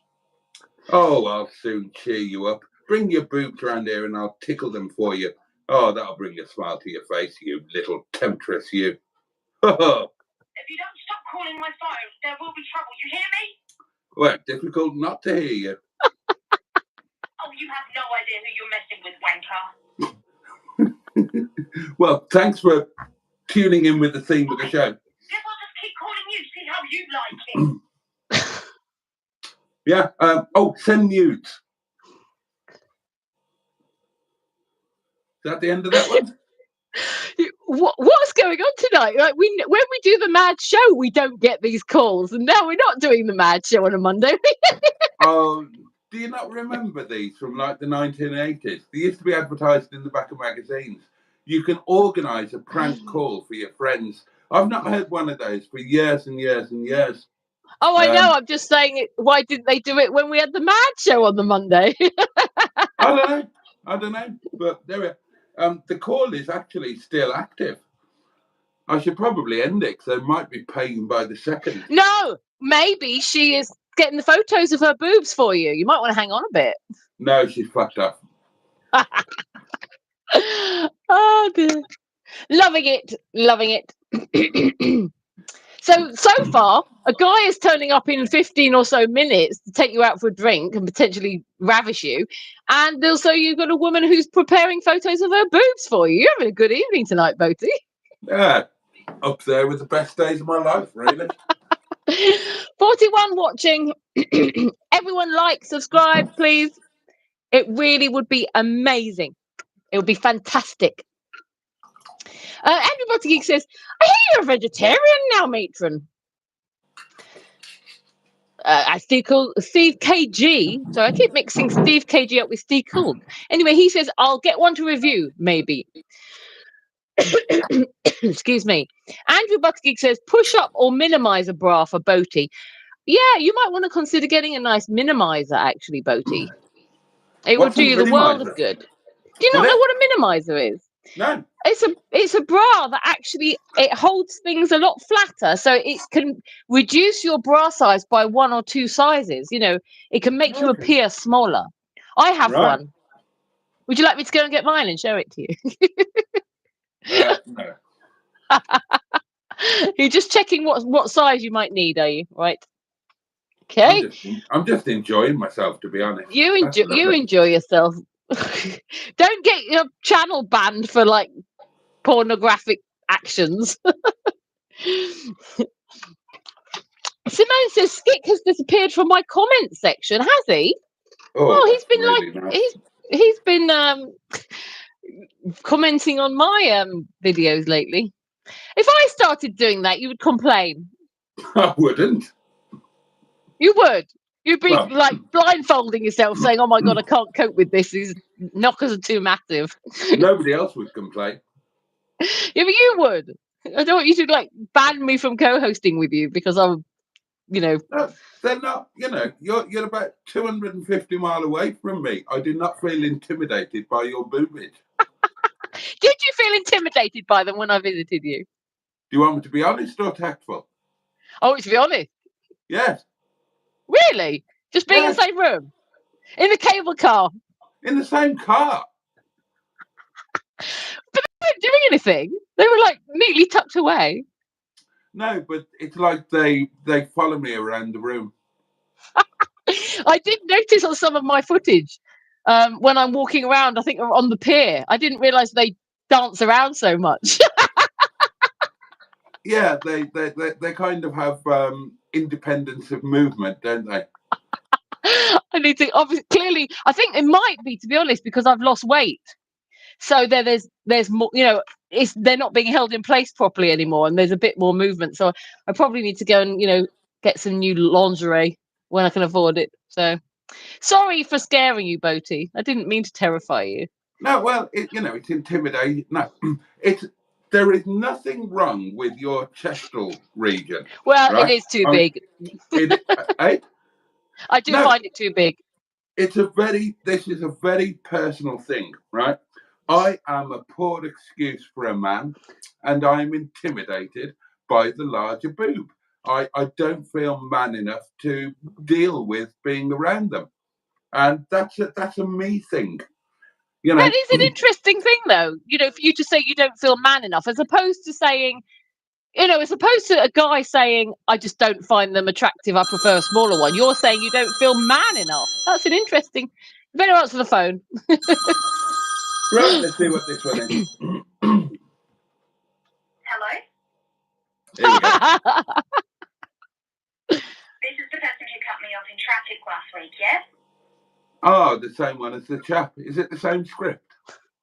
I was in grey Mercedes, you cut me off and then gave me the finger. Same script. Don't play dumb. I took down your license plate and tracked you down. I would like an apology so I can just move on with my life, thank you very much. Why don't we go out for a drink when you realise that it was my neighbour and not me? Oh my God, will you stop being a dickhead and just apologise? Do you take it up the shitter, darling, just out of interest, in case the drink goes well? Are you really going to make me come over there just to force an apology? Not just for the apology, no. I'd quite like a blowjob while you're at it. I told you, I took down your license. How are you going to deny it? You know what I'd like to take down of yours? Use your imagination. Fine. I have your address. I'll just find you myself. Excellent. I look forward to it. Be outside in 20 minutes. And I'll be as stiff as a board, darling. I'll be ready for you. Your neighbour was the one who cut me off, not you. Listen, I'm so sorry. Not Why at all. don't we grab a bite sometime and I'll make it up to you? Yeah, absolutely. And then indulge in a bit of spanking and anal sex, eh? Let's go the whole hog.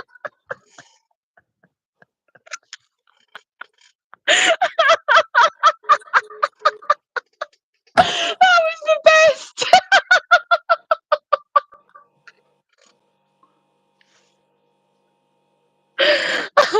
Whoever is setting up these prank calls, can you try a different one next time? It was hilarious. He was reading exactly the same script. There was no let's vary this for the person we're talking to. It's just a recording, is it? Do you think? Yeah, it's recording. Yeah, obviously. You don't think it's a real person. Oh, fuck you now. God.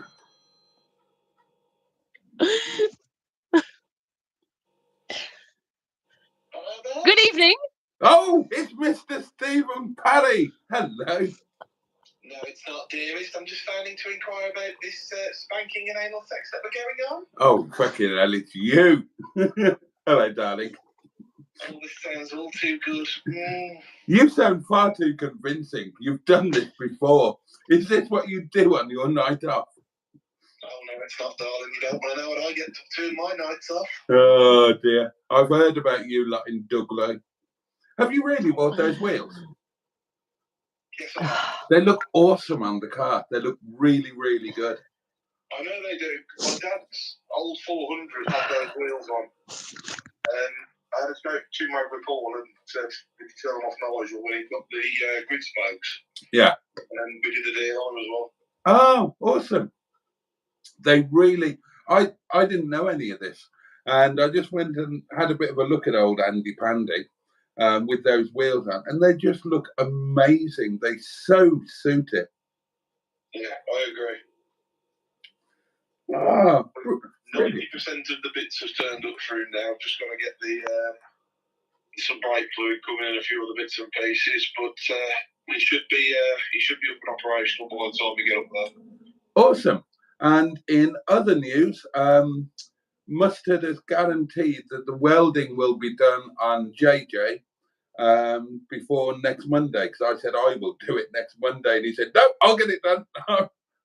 I know what I'm doing, or I've got some idea what I'm doing. Confirm that the tips did fit, so yeah, we're all cooking on gas there. They did. We he put them in and checked them, or did whatever. So yeah. Oh, I'm really glad about the wheels. They just look so. They really transform that car. They look a million times better than the Coronets that were on it before. Yeah, I've also got some chrome mirror caps coming for it as well. Oh, brilliant! Brilliant. So, yeah, it's good. It's having the chrome mirror caps put back on, and the stain on those wheels, but I am changing the tyre size because of the light power increase. Oh, okay. Have you picked that interior up? I'm picking it up. Touch wood, I should be picking it up tomorrow or the day after. Where have you got to go for that? You have it on my phone somewhere. About a million miles away. Burnford, College Motors. Okay. Just by the Cotswolds. Oh, Burnford. Yeah, it's by Bourne on the Water. I know it well. It's lovely. Oh, that'll be a really nice drive. Yeah, plus it's by Clarkson's farm. Exactly. Yeah, exactly. Oh, brilliant. So yeah. Don't put anybody else off in traffic, and good luck with the anal sex. Thanks, buddy. Boaty, I have just realised what you wrote under the as a live stream description tonight. Ah, well done. I've just spotted it. So we're supposed to be discussing whether shaken back really got the freshness back, and weird toilet noises. If anybody has anything to say on either of tonight's topics, please let us know. Dino Dad Ross is here. In fact, he probably arrived about an hour ago and says, "Good evening, Boaty, Emma, and chat." Sorry, were you about to say something, Boaty? No, I was just about to sing the shaken back advert, but it's like 20 to midnight, and we're probably a million comments behind. Right. Andrew Buttergeek says he misses Skick, but he is around. He may even be watching. I miss Skick as well, but he does ping me and he does comment on my videos, but I would love him to come back into the live streams. So Skick, if you're watching, jump back into the comments, mate. People miss you. Don't be afraid. Yep, don't be afraid. Come back and say hi. Because I've had a few comments on my videos and replied to them from you, so it'd be nice to have a bit of a chat. Yeah. Steve Cook says so Steve Cook says Skick's banned my comments as well, Simone. So yeah, I don't know what's happening there. Peter P says the Belgrano sisters. I think that's how you pronounce that. Sophie says, been at the doctor's today and done the clean bed. So you've cleaned your bed and you've been to the doctor's. Hope it went well at the doctor's, whatever you were there for. Steve Cook says, Emma, swear for us. What would you like me to say? When I read the comments out, I say the swear words in them. Oh, you do? Yeah, that's true. But I mean, bollocks isn't a very bad word, but yeah. Oh, okay. Bollocks. All right, then say, suck my sweaty bollocks, you fucking slut.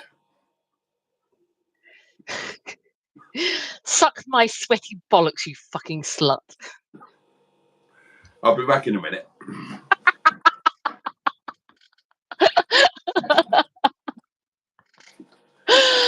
Oh dear. Any other swear words? We could have it as a new feature for the Thursday night, Mad Thursday night, Emma Swears, where basically you tell me what you would like me to say, sweary, and I will say it. That's a good new feature. I like that one. So we'll think of a more creative name, but you know, Sweary Emma. Put it on Sweary Lemon. Put it on your OnlyFans and it'll pay for your Fray Bentos pie. I don't have OnlyFans. Maybe you should. No, I can't, and you know that. Oh, yeah. Yeah, okay, fair point. Now everyone's thinking, what does he know that we don't know? I like to keep a bit of mystery behind me. Right, where were we? I did think about that when I told you about the Facebook ban and you asked why. I thought, oh, okay, that's ironic. Yeah, it's fine. No, don't worry. Right, sorry, my thing's shot to the end, so I'm just finding where we were. Well, I think we're somewhere around. Here we are. Stuart Hammond. I found it. Swearing for us. Yeah. Sorry, carry on. Stuart. Oh God, Stuart. Darmammon. Stuart Hammond says it's £7.50 for a kebab in Belfast. Mr. Stephen Paddy from Port Sunlight in the Wirral, the Leisure Peninsula. Oh Jesus Christ! Oh God! Oh Jesus Christ! Would like to know what is the weirdest T-shirt you've ever bought. He had an old T-shirt saying "Best fuck ever," and it still looks like new. It's still. What's the weirdest T-shirt you've ever bought? I have to say, I'm starting to get Stephen Parry down as a little slight bit of a perv, and I'm liking it. I'm here for it. The weirdest T-shirt I've ever bought. Boaty, I'm going to hand it over to you first while I have a think about this one. Otherwise, I'll be sitting here in silence for a few minutes. So you go first. Well, it's not particularly weird, but I did have a Sid the Sexist T-shirt with "Tits out for the lads" on it. Does that count? Well, yeah, that's fine. That's all. That's acceptable. See, I've never been somebody who's really, been into crazy T-shirts because I don't want the attention that they would bring. So I can't actually think of one. I've got a T-shirt story, if you would like it, a Jeremy Clarkson T-shirt story. Fire away. Right, Clarkson's favourite T-shirt just had one word on it in big letters, 4 letters beginning with C. Yeah, that word, the C word. And he used to love that T-shirt. And he was wearing it off camera on the Top Gear filming set when some very important Japanese businessmen arrived on a pre-arranged tour thingy. And Clarkson had to meet them, they met all of the presenters and hands were shaken and they took a photograph. And Clarkson didn't think about it, but they went back to Japan and, and all over their massive corporate headquarters, there are huge blown up pictures of them meeting and greeting Honourable Mr. Clarkson with him wearing a T-shirt just saying the C word in massive letters. And of course, none of them knew what it meant. Oh my goodness. That's true story, is it? Yeah. I never know whether your story's true or not. Oh my goodness. Wow, interesting. I'll try and whiz through a few more of these comments because I think we are quite far behind. What's the weirdest T-shirt you ever bought, Stephen Parry? Oh, you've just said it, haven't you? Jimmy Quinn says large kebab in Galston is £12.50. Goodness me, we won't be going there when you come to Norfolk. Mark on Motoring says to matron, let's hope nobody video calls while you're eating dinner. I love it. Andrew Buttergeek says a brim full of Azure on the 45. Here we go. It's mustard. Oh yeah. Hello, darling. I'm sorry, but I can't call in tonight because I've got to beg. It's very kind of you to let me know. And I'm sorry that you're in toothy pain. Yeah. It's really painful. It is. It's a very distressing and unpleasant thing. All my sympathies go to you when you've got to beg. It's terrible, isn't it? Have you tried? Yeah. Have you tried sucking a fisherman's friend? Well, not recently, no. Because she's a fisherman and I'm her friend. No. Let's not do that. I advised against that kind of conversation earlier on. You did. You did, actually. Yes. So what did you have? What did you have for dinner in the end? Dinner. Noodles, beans sprouts. Nice. Classic chow mein. With mustard. Oh, God, pervert. What's wrong with that? Mustard goes there, doesn't it? No, you don't have mustard in chow mein. What's the matter with you? I do. Well, there we are. I'm in charge of my own dinner. Yeah, and did you inflict this culinary monstrosity on your family as well? No. Oh, well, that's a blessing. I've heard, because I don't get to watch your live streams, because you do them when I'm at work. But I've heard that it's quite common for wife or Mrs. Mustard to come in while you are live streaming and complain about your cooking. Is this true? I don't know. Well, you live there. You know the one that you call wife? You're actually married to her. Has she ever complained about your cooking? Oh, yes. I don't like the sauce, I've heard. Yeah, that's right. I love that idea. When are you going to cook for me? When do you want me to?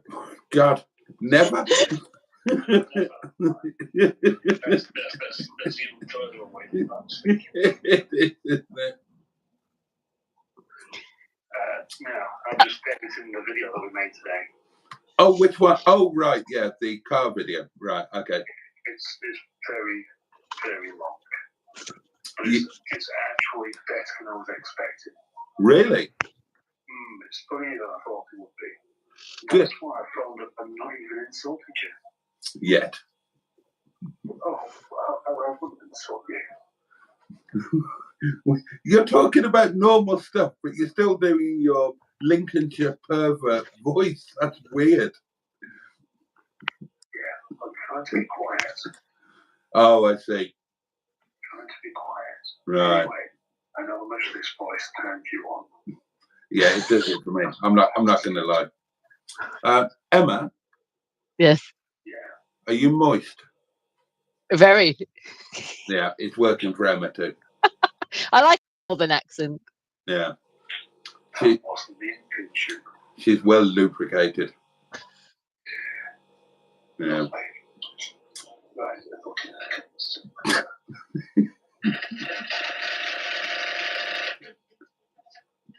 What was that?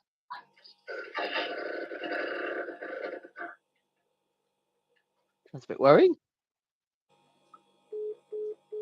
Well, thanks, Mustard. Thank you, Mustard. Lovely to hear from you. Steve Cole suggests ride a chopper home. Steve KG says, thanks, Boaty and Emma. Facebook seems to ban people for soddle. Can I just interrupt to point out that let's not beat around the bush. Let's be honest with each other. We're a close-knit community, right? This is going to be available to watch at any time and listen to at any time. So let's be honest. We're all going to crack one off at some point in the next 24 hours to Mustard's voice, aren't we? Well, let us know in the comments if you will be. I won't be. Oh, you're going to rub one out. You're totally going to rub one out. No, not to Mustard's voice. I've got your live streams for that. God. Right, I want a Valentine's card next year. You owe me a Valentine's card. I'm always in bed when I watch your live streams. You know, I have to do something with my hands. That's what scampy fries are for, you pervert. If I'm ever in the live stream, in the chat, and I go quiet for a bit, you know what I'm doing. Oh, God. I'm never going to be able to concentrate again. Oh, dear. Matron says, terrified Have of you catching ever a cracked beard. one after Hubnut? Me? No, I've never watched Hubnut. Oh, have you not? I've got the magazine now, though, haven't I? Oh, well, yeah. So where's my my wonk material, right? Where's my new wonk material? There's that lovely photo of him I've got. Hang on. Let's find him. Here we go. Nice new bit of wonk material here. If anybody needs some juicy Hubnut wonk material, I've got this lovely magazine that I can look at that if I want. Now, I've never watched him. Would you do it? So, oh, hang on. I've got to look at him again now. Oh, actually, yeah, I probably would, actually, yeah. Even though he's hairier than I normally like. Oh, he's got the glasses. I love a man in glasses. Yeah. Oh, yeah. Yeah, I think I probably would. His missus probably wouldn't like it. Sorry, Miss Hubnut. I'm not really going to do him. Don't feel threatened. The lovely Carly.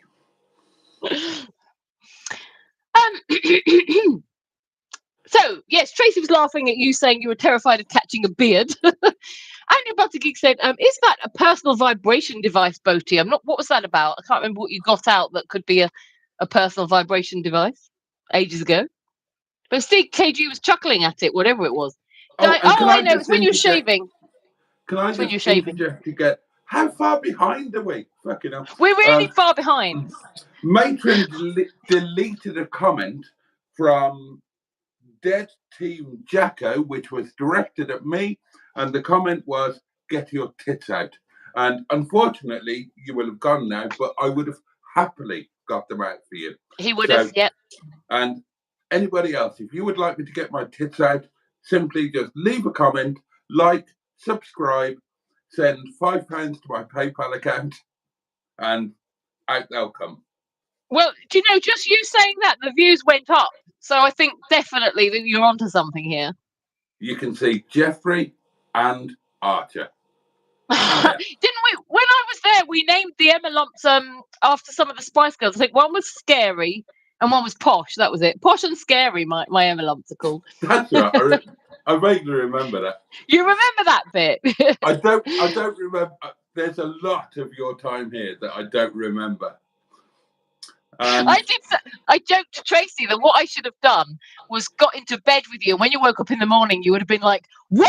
That would have been utterly hilarious. You'd be like, "I don't remember. What did we do last night?" And I'd be thinking, "Oh, let you wonder." Oh, I couldn't do that. I need poo in the morning anyway. You know, there's no way I could hang around.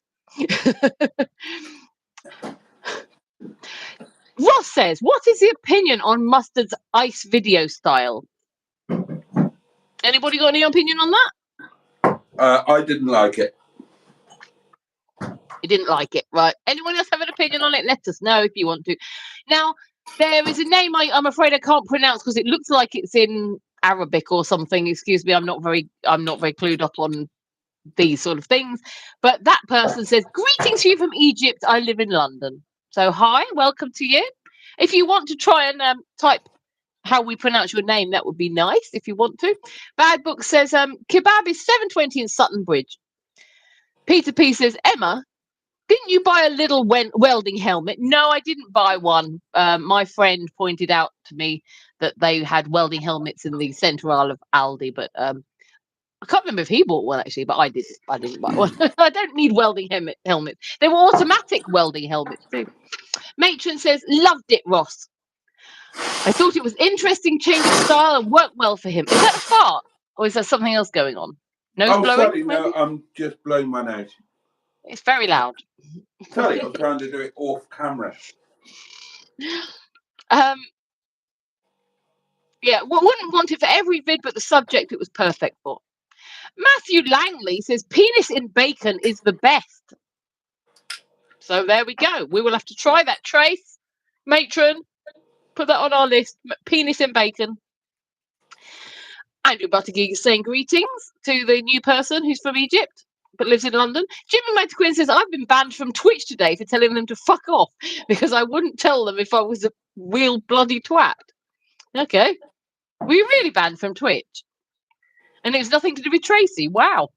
Neil the Gibbon Hater says, I'd run through you changing the oil on a car if you want, presumably talking to me when I said I wanted to video this sort of thing. Oh, that'd be fun.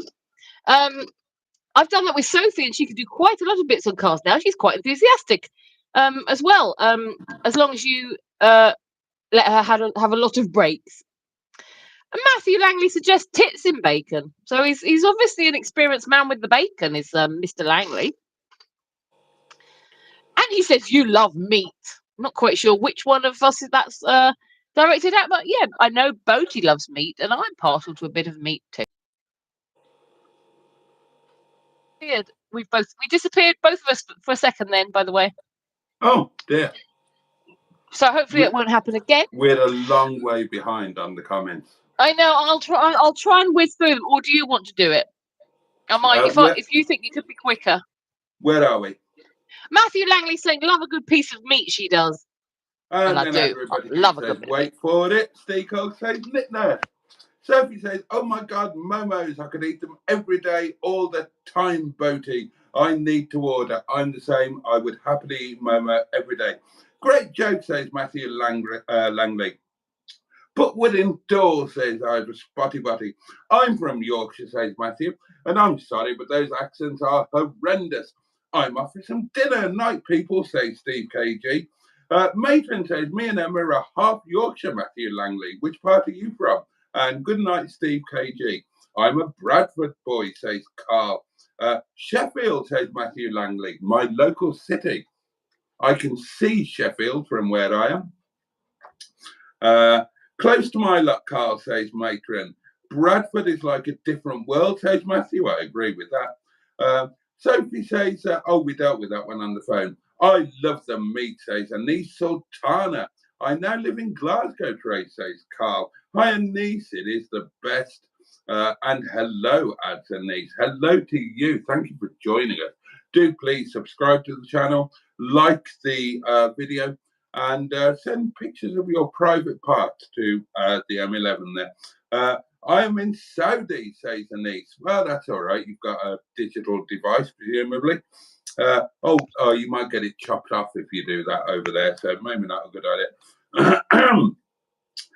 I don't see a PayPal link to send Jason and Ayrton Senna, says Carl, but you obviously found it because you very kindly did, and I'm very grateful indeed. Thank you very much. Rum and Raisin is the only one, says Neil. Don't forget to like, says Jimmy Quinn, and no fewer than 31 of you have done exactly that, but there are 41 watching. That means 10 of you think this is terrible. Neapolitan ice cream is yum, says Ivor Spotty Butty. John Studley is with us and says, hey, chat, hey, Emma, and of course, Boaty, mate. 32 years now, says Carl. Don't know what that's about. Probably the length of time that Carl's been in Glasgow, isn't it? Is it Glasgow? Yeah, I'm sure it was Glasgow. Was it Glasgow? Yes, it was Glasgow. I was right. I shouldn't doubt myself, really. Emma, I'm watching twice, says Mark, on motoring, phone and TV. Well, very kind of you. Ginsters are disgusting, says Simone. Simone is a woman with strong opinions that are firmly held, and she's not afraid to express them.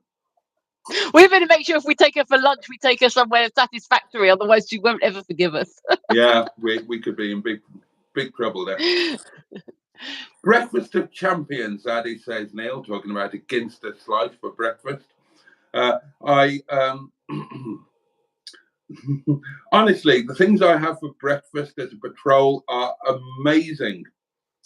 Oh, and Matron very kindly put up my PayPal link if anybody was wanted to be kind enough to send some funds to keep the channel going while we are demonetized until August the 27th as an absolute minimum. Do a flip, says BR44. Clip, says Andrew. Peter P says Boaty shat himself. That'll be clipped, says Matron. Bloody hell, says Jimmy Quinn. Andrew says, did he make some chocolate buttons again? Chocolate sauce by the sound of it, says Matron. There's a Ginster's factory in Cornwall, says Bad Books. It stinks. 59 people watching, says Matron. Squirty Bertie, definitely a moist one and ripe. Nice painting behind you, says Jump Brothers UK. And that is a painting of the lady herself. That is her naked ass in that He picture. might be talking to you. You've got a nice painting behind you. Yeah, what are the chances? It's going to be talking about you, let's face it. It sounds like he's a chap and there's a lady's naked ass.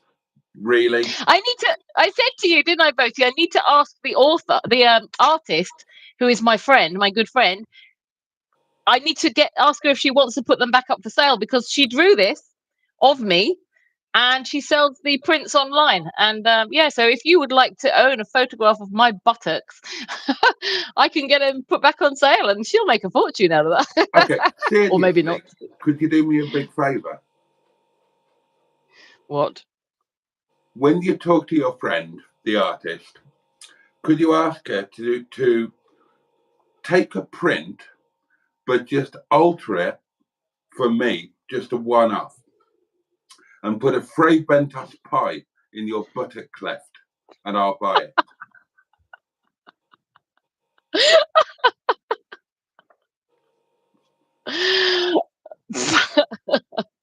Right, I don't think she would do that. Serious artist.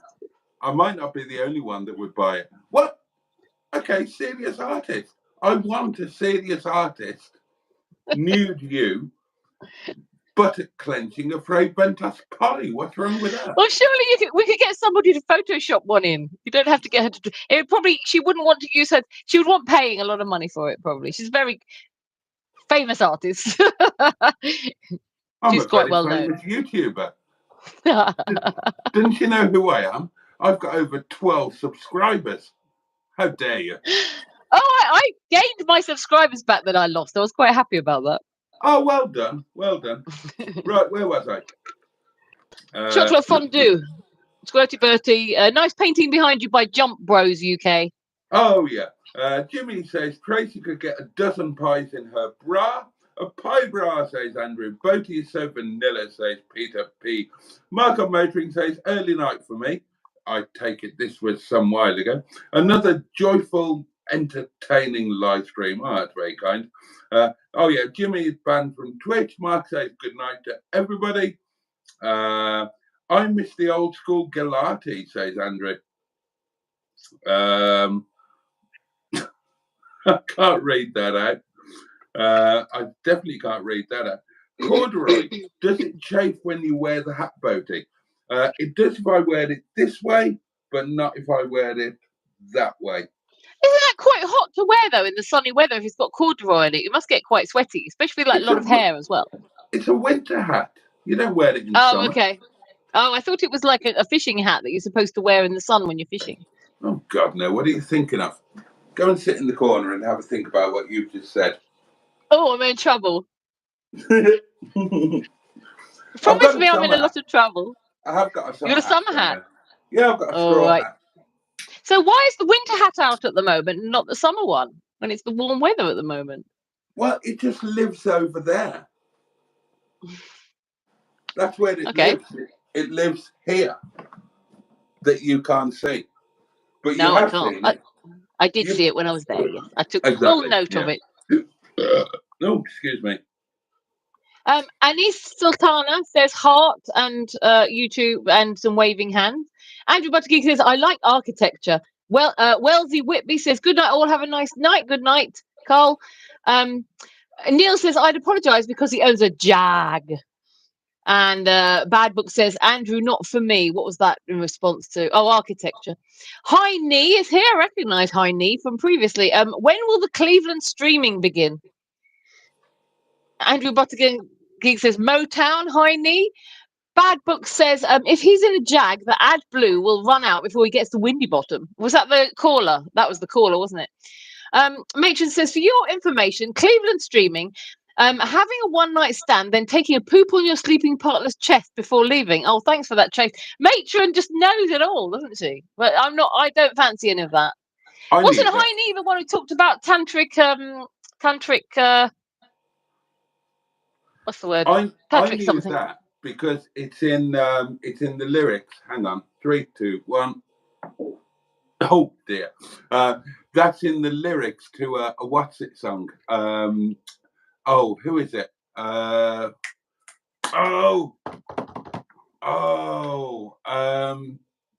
me out. Who am I thinking of? Nope, you're on your own here, Boaty. No, there's 2 of them. They're like film stars, and they did like a rock thing and made a film about it. One of them's fat, and the other one's quite fat. Oh, what was it called? Oh, hold on.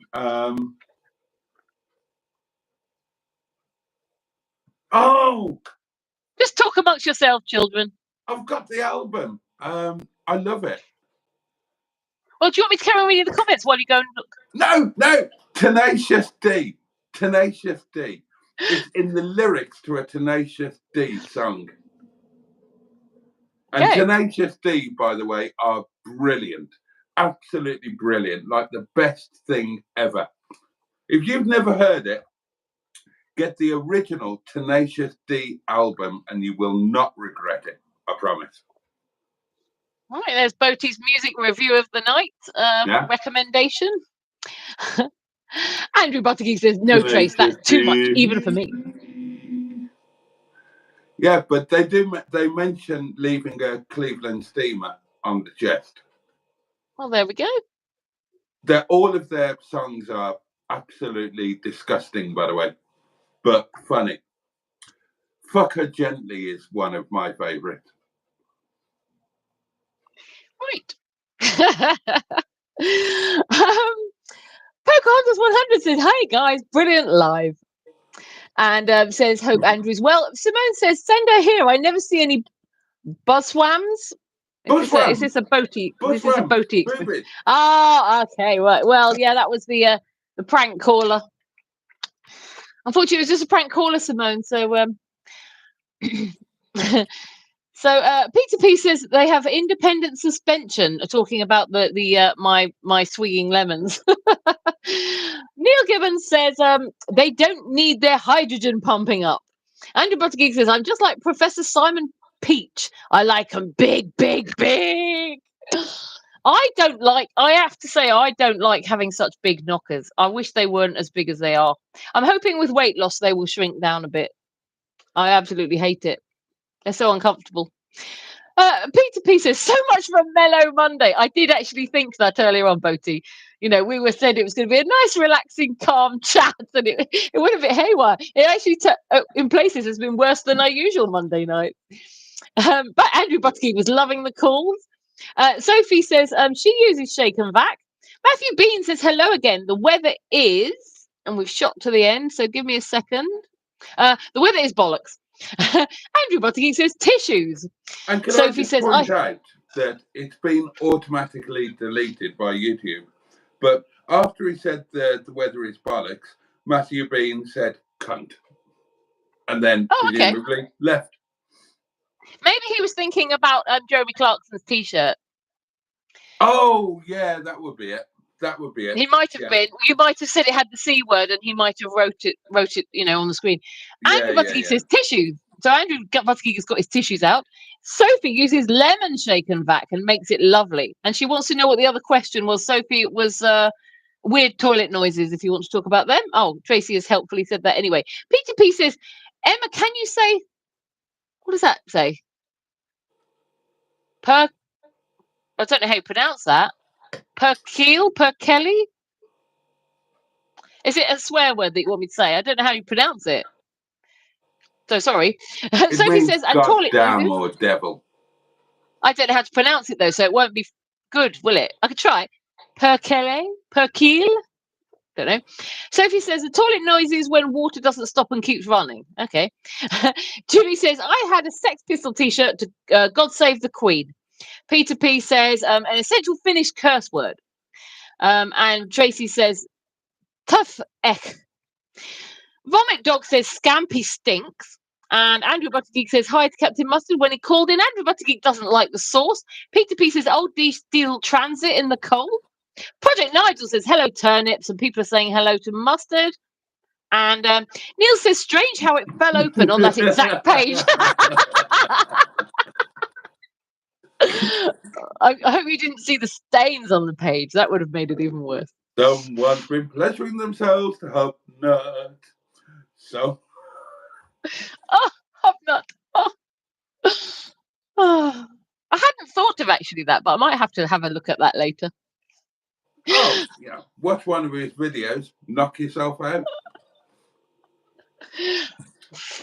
I don't really want Hubnut's first. If he ever comes across me, I don't want his first. Oh, if he ever comes across me, I don't want his first impression of me to be thinking that I'm knocking one out to him, or 2 or 3 or 4 or 5. I dread to think what Hubnut thinks of me.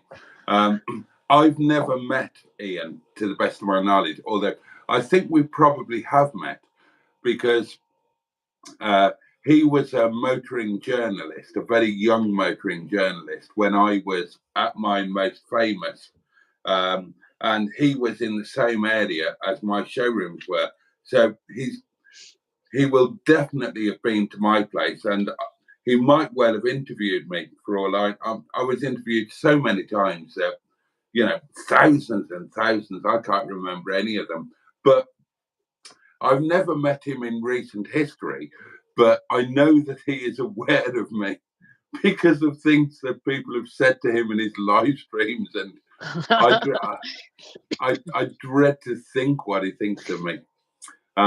Obviously, and because I've never met him, so I've not found out. Now, one of his friends, also in the magazine, is Matt, Furious Driving, right? And I don't fancy him.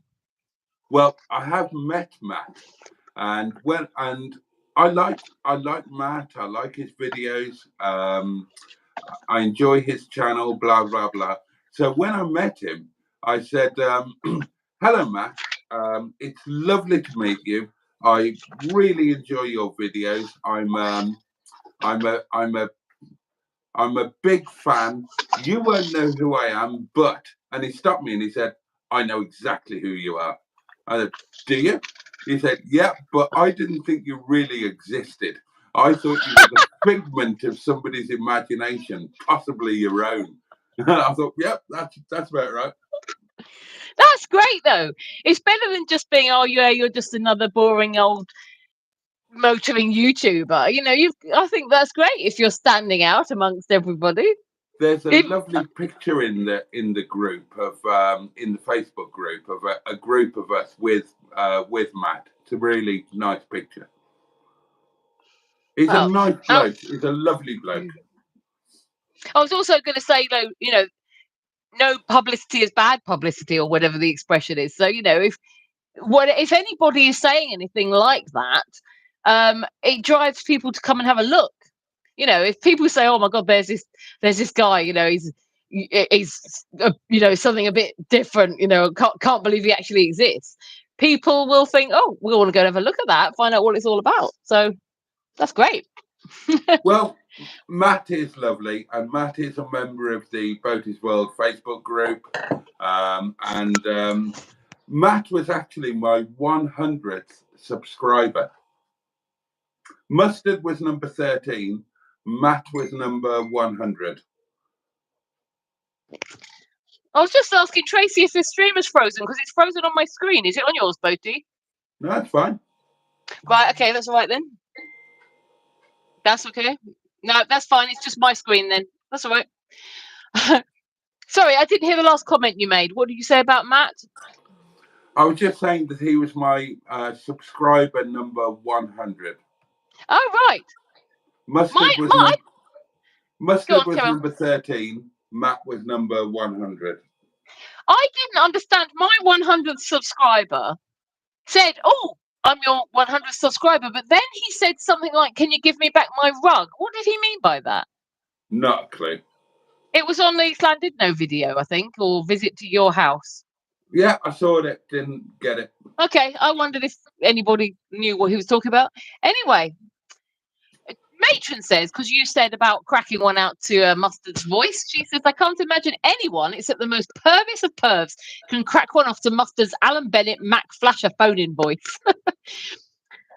And she says, laughing at the fact the pages are sticky. Andrew Buttergeek says, "I'm way behind in these videos." We're way behind in the chat. DJ Palsy P, one of Tracy's people off Twitch, is here. Says, "Wait, what did she say? Penis and bacon? How disgusting." Project Nigel says, "Forbidden meat." And Andrew Buttergeek says, "The other white meat." People are saying hi to DJ. Project Nigel says, "The cleftal horizon." Peter P says, "It's the nicest woman's arse as is." And it's an IT crowd reference, says Matron. John Stoodley says, "Did you read my message I sent you the other day, Boaty, on your messenger about popping up to stay with you, mate?" You may respond to that, Boaty. Yeah, but I can't reply because I've got a Facebook ban, which also includes Messenger. Okay, there we go. You've got your answer to that for now. Simone says, "My sister-in-law worked in the Ginsters factory. Not nice stories about the food." Oh, dear. I love Simone, the way she's so frank and like she gives the facts as it is, you know, and things as she hears and sees it. I love that. I don't like people who I don't like people who try to hide their feelings behind, you know, flowery language. Well, I don't hate them, but I love it when somebody's just straightforward. You know what you're getting. I love she's that. not very British, right? Now, when we go for lunch with Simone, and it is going to happen, and it is going to happen this summer. Definitely. Oh, yeah, definitely. Then you know when they come around to do the check, you know, you've got your food, you're maybe a quarter of the way into it, and somebody will come around and say, "Is everything all right with your food? Are you enjoying it?" And being British, you say, I mean, you hated it. It's not what you ordered. It's badly cooked. Half of it is raw. There's a creepy crawly crawling around in it. But because you're British, you say, "Oh, lovely, thank you, very nice, lovely." Simone's not going to do that, is she? Simone's going to say, "It's shit. This is appalling. I am outraged that you would even put this in front of me and expect me to eat it. Take it away immediately, sack the chef, bring somebody in who knows how to cook, and bring me something better." And we will both film it all and make fantastic videos out of it. Yeah, we'll go viral. Oh, I like you, Simone. You're fab. So, yeah, Project Nigel says, "It Crowd is one of my favourite modern sitcoms." Peter P says, "Edging Emma." And Project Nigel says, "Tenacious D." Andrew Buttergeek says, "What is the new number? What is the new number Moss made for emergency calls, Mustard?" Peter P says, "Richmond," with a heart. I don't know what people are talking about now. This is a tribute, says Andrew Buttergeek. Major says, "Sorry for your loss, move on." Tenacious D. Oh, okay, right. Andrew Buttergeek says, "Cradle of Filth." And Project Nigel says, "Voivod." DJ Palsy P says, "Jack Black harsh calling him fat." And Jimmy Mighty Quinn says, He's not "Derek going to win Slimmer of the Year, is he? Let's be fair. Jimmy Mighty Quinn says, "Derek and Clive is a good LP." So Matron says, "Boaty, have you heard Derek at a and medium Clive. pace?" If you've not heard Derek and Clive, oh God, here we go. Oh God, midnight. Good evening. You don't always have to fuck it hard, but sometimes it's not right to do. That's the one. Sometimes you gotta make some love and fucking give it some smooches too. Awesome. Thanks for that. I like that. That is Tenacious D. Seriously. What, really? The actual Tenacious D ringing up?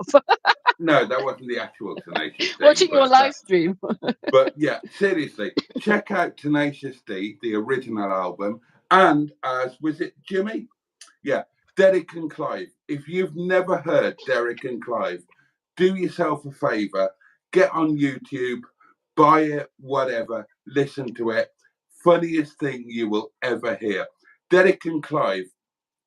Let me give you the history very quickly of Derek and Clive. Derek and Clive are recordings made by Peter Cook and Dudley Moore when they were very drunk indeed. And they were never meant to be released. But they made these recordings when they were pissed as rats. And then they just, for shits and giggles, they made like a record of it and passed it around their friends, their celebrity friends, mostly rock stars and things like that. And everybody just thought, this is the funniest thing I've ever heard in my life. And eventually they were released to the public. And if you've never heard them, Derek and Clive, I think there are 3 albums. Seriously, listen to them. They're probably on YouTube. You can buy them. Oh my God. 2, mainly Peter Cook, but 2 comedic geniuses, drunk as skunks, and just the funniest thing you will ever hear. Do yourself a favour, listen to them.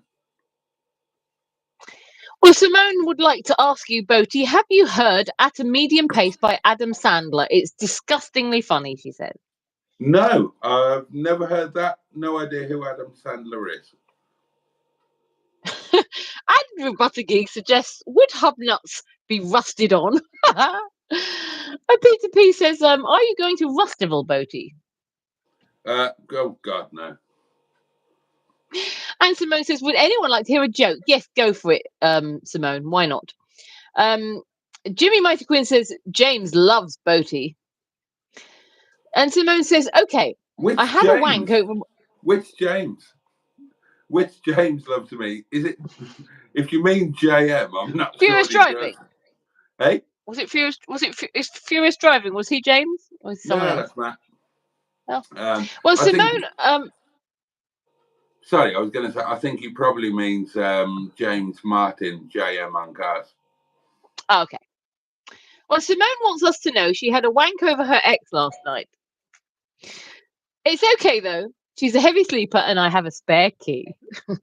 Bad enough. Very good. Jimmy Mighty Quinn says, if the food is shite, I will tell them to go to another restaurant. Peter P said, there's no bullshit with Jimmy and Simone. No, yeah, Jimmy's the same, actually. And Project Nigel says, I'm off to finish our crap video. Night. And Andrew Butterkey says, night's busted. And we have come to the end of the comments, Boaty. Thank Christ for that. I thought it would never happen. And we still have 40 watching. The numbers should be good tonight. The end is near, and so I face the final curtain. My friend, I'll say it's clear. It's clear. I'll state my case, like which I'm set. Should be good numbers tonight because the vertical live thing has been going mad. The numbers. Yeah, we've had some newbies in. They've been like over 40 all night. Have we had any subscribers? Yeah. Have you got any new subscribers? While you're doing that, I'll read a few more comments. Peter P says, please. Yeah. Oh, how many have you got? 5. Yay! Welcome to all new subscribers. Lovely to have you here. Wonderful that you subscribed. Hope you stick around and enjoy. And 6,390. Any new subscribers? Yeah. Thank you. Thank you very much.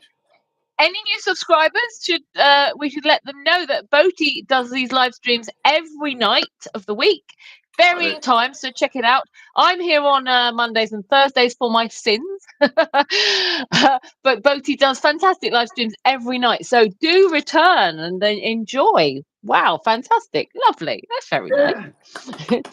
A few more comments are coming. Peter P would like people to contact me. We could do 1,000 again. We did 1,000 with our first one, didn't we?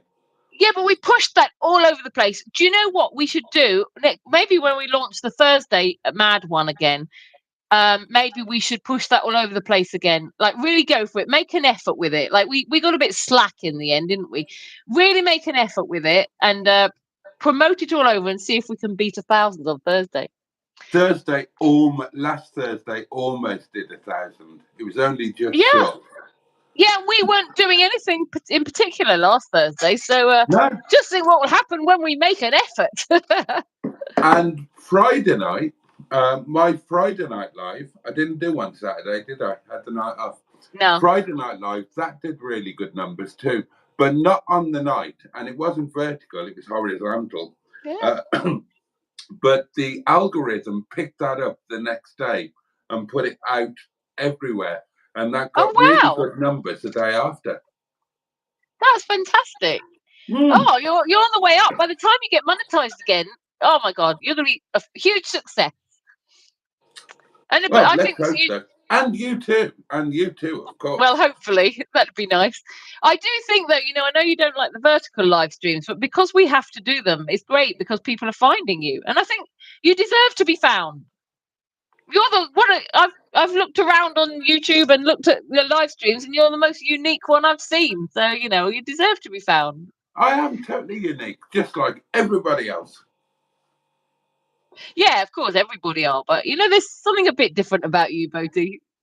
Yeah, well, it's been said before. Peter P says, please contact Emma if your pretzel has been affected by tonight's live. That's quite funny. Lewis Shoemaker is here, says alcoholic 100. Welcome, Lewis. Please like and subscribe if you fancy. If you're an alcoholic. Even if you're not, please do. Jimmy Mike says the worst job I ever had is getting crabs out of Joan Collins' fanny. Interesting. Yeah, that is Derek and Clive. And it wasn't her fanny, it was her ass. John Stoodley says to you, Boaty, I only asked as I'm up your way the end of August, though it would be nice to stay with you, mate. Oh, Matron says, oh, hopefully I'm not there at that time. Otherwise, I have to share a bed with John Stoodley. Yeah, I am pretty well booked, it must be said. It must be said. I'm booked in advance these days, darling. John, if you're coming up to visit at the same time I am, you've got a choice. You can either sleep with Boaty or me. Or you can have the bed to yourself and I'll get in with Boaty. Yeah, that would be the most sensible. We'll work it out. All three of us can go in the same bed. Why not? Oh, dear God. Oh, is that a step too far, sorry? Please tell me you're in the middle. Oh, I don't mind being in the middle. Outrageous. Outrageous. Sorry, John, I know you're a married man. I think you are anyway. So apologies to Mrs. Stoodley. I'm only jesting and joking. Matron says it's been over 50 watchers for a lot of the night, which is lovely. I've noticed that too. I can't wait to see the numbers on this one. It's going to be so exciting. We can't do our normal chat, can we? Oh, no, let's do it on WhatsApp. Yeah. Yeah. We have me and the M11 and Matron and Mustard. We've got a private. We're the Fab Foursome. Yeah, we've got a private chatty thing. And we often talk late into the night. And I can't do it now. We could maybe set up a WhatsApp group. Are they on WhatsApp? Oh, I don't know. I hate WhatsApp. Okay. Because I can't use it on my iPad. And I hate using my phone because it's too small. Messenger, I can use my iPad horizontal. Yeah, so we won't be able to talk about it. But yeah, hopefully it'll be good numbers. Tracy has kindly put the link to my YouTube channel. But if anybody has missed that and doesn't know about it, my own YouTube channel, because, fantastic people have subscribed to Boaty tonight. But if they would like to see more of me, not knowing what I'm doing regarding cars, I have a YouTube channel called Disinterested Car Girl. So please take a look at that if you fancy. Simone says you should alternate between the channels to get Emma's numbers up. Yeah, I mean, yeah, I feel I'm happy to do live streams with Boaty on here because I kind of appreciate the fact that he's, giving me a push for my own channel. So, well, maybe one day. We haven't mentioned this. I didn't know if you wanted to, Boaty, but I'm helping him out with singles now. Oh, And, yeah, let's talk about that. I've become involved, and I'm hoping to, because there is a YouTube channel. Is it Singles Network UK or Singles UK Network, Boaty? Yeah, Matron, help out, singles. Oh, yeah. What's it called, Matron? If you could put the link to the Singles YouTube in Fab, and yeah. There's one video on there at the moment. Actually, I've got criticisms of that video, Boaty, which I would like to speak to you about. Well, simply because I took a little look at it and I don't agree with what the lady was saying and the couple of questions she answered. Oh. Would you be interested to know what they are? Yes. Right, there were 2 questions she answered. One of them, excuse me, I need to decongest. One.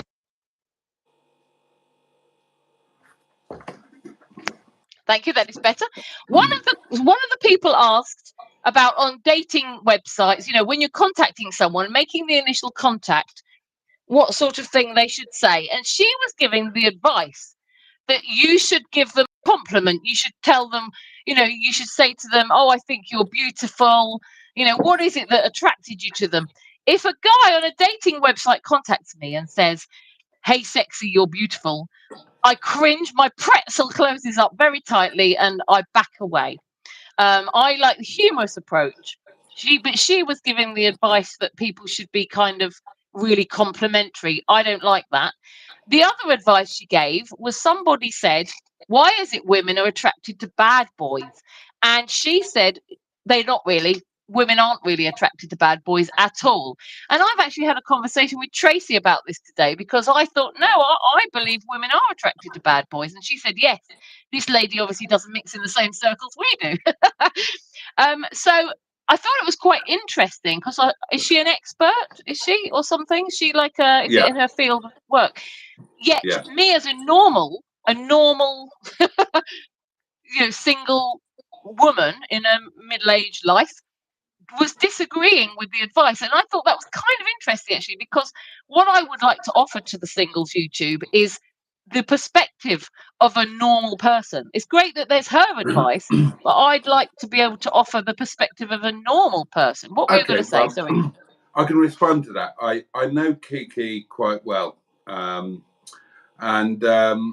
you've got to bear in mind that at that point that she did that very kindly, did that live, she was a professional dating coach, and the people who can afford to employ professional dating coaches are possibly a different slice of. So her advice is going to be tempered towards those people, yeah, because she's dealing with the. How can I put it? She's not dealing with the people who go down the local pub. She's dealing with people who can afford to pay somebody to advise them, right? Yeah, so, I get that, yeah. So it's going to be guided towards that. I think she's 100% correct in what she says. I think that when you're approaching somebody on a dating app, I also consider myself to be an expert on this. I've been running singles for a long time now.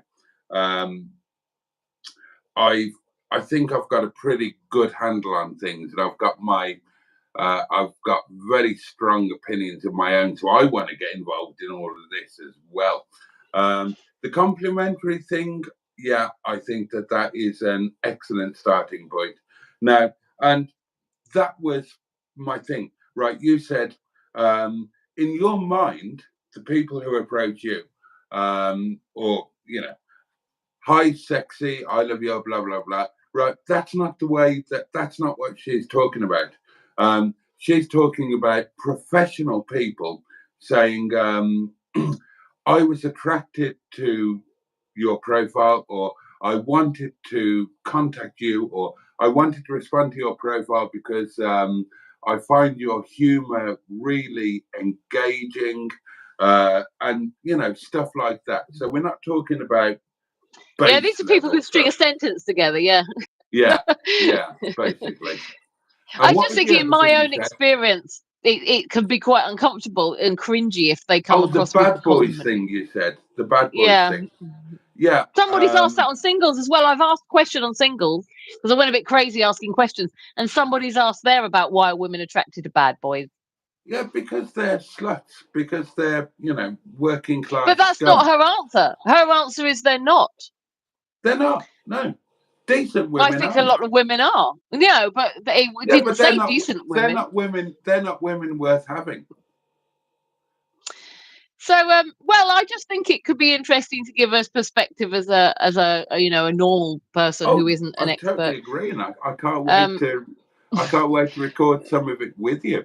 I love the idea of a single bloke and a single woman of a certain age with quite a lot of life experience. I can't wait to discuss all of that. Well, I thought it'd be fun. So I noticed when I said I was doing it for a video, I didn't get any replies. So I thought, scrap that approach. I'm just throwing out the questions now. And when I do a video, I will say, Tom has said this. I won't put the full name. Was that a fart I heard there? It certainly was, yeah. But I thought if I throw out a load of questions and people are jumping on them, so then I will use that and hopefully make some videos responding and, to put a bit of thought into what I think about it. And I will say on the videos, I am not an expert. I'm simply a middle-aged single parent, been single quite a long time, have had experience of dating apps and dating and things. And this is literally my perspective, but I'd like to make it humorous too, because I think if you have it all far too serious, people can find it a little bit sort of clinical, and you know what I mean. I'd like people to be drawn to it because they think these people on here, it's actually quite interesting but also amusing in parts. Do you know what I mean? I wanted your opinion on that, Boaty, because I sent you a message, but obviously you couldn't respond to it on the messenger. I want to know what approach you want to take, because I don't want to go off in one direction and then you say, actually, that's not what I wanted for it. Look, to be honest, that no matter how amazing Singles was, and it really was, it was life-changing for thousands of people. Over the last 2-3 years, it's become worthless. So anything that you can do to put any energy back into it is all good in my book. And you don't mind if it's a bit humorous? No, not in the least. I wanted to check that you didn't, in case you were hoping it to be like quite serious, because I can't do everything serious. Right, this is where we're at the moment. Right, it used to be amazing, literally life-changing for many people. For 2, 3, 4 years, it's been, pointless, worthless rubbish. So It's like Waking the Dead in there, I have to say. Yeah, totally. So, and you probably won't revitalize the people that are in there now. What we need to do is to attract new people so that we can get back to where we were before. But humor is great. Humor's perfect. Oh, can I also say we would love to do some live streams over on there, but we can't until we get to 50 subscribers. Has Tracy put the link on there? She hasn't done it, I don't think. I'll get the link. Might not know it. I'll paste it in. But we would love to be able to do some live streams on there. So if anybody is single, even if you're not single and you just fancy looking at a bit more of me and Boaty doing something a bit different, please go over and subscribe. We would really appreciate it. And this is, if anybody's wondering, this is a full business partnership with us doing this.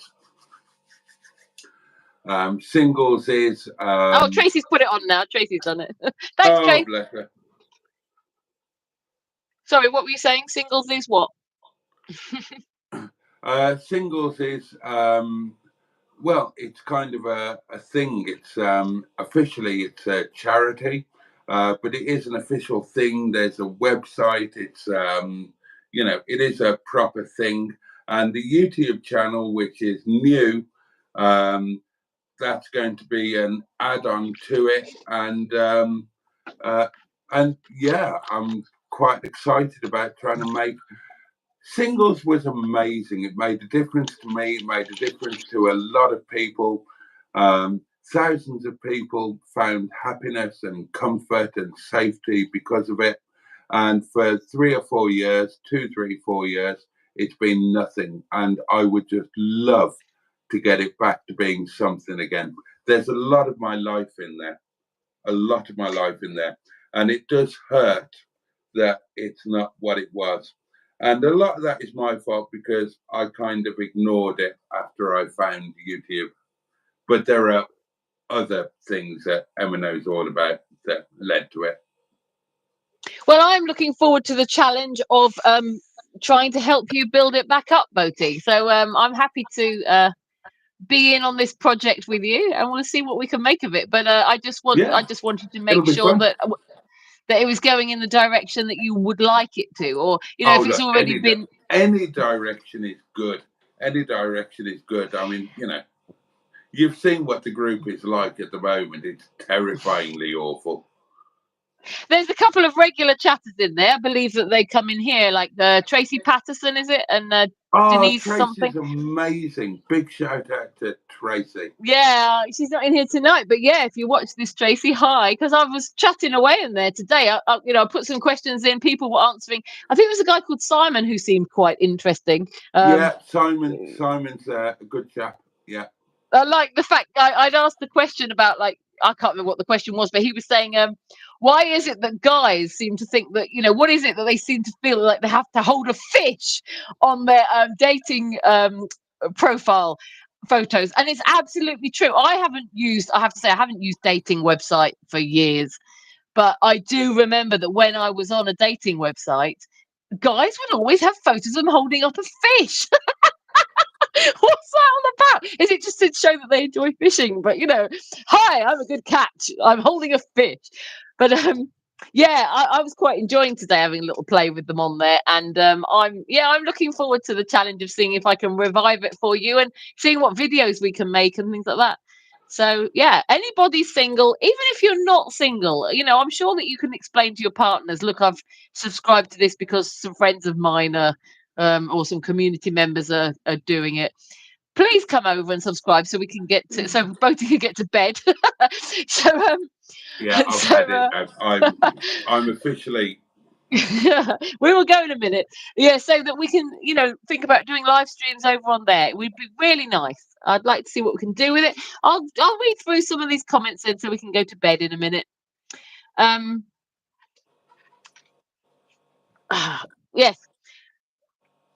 So that Simona said we should alternate between channels. Well, yeah, there's 3 channels now. There's my channel, there's Boaty's channel, and there's singles. So we'll be all over the place, hopefully.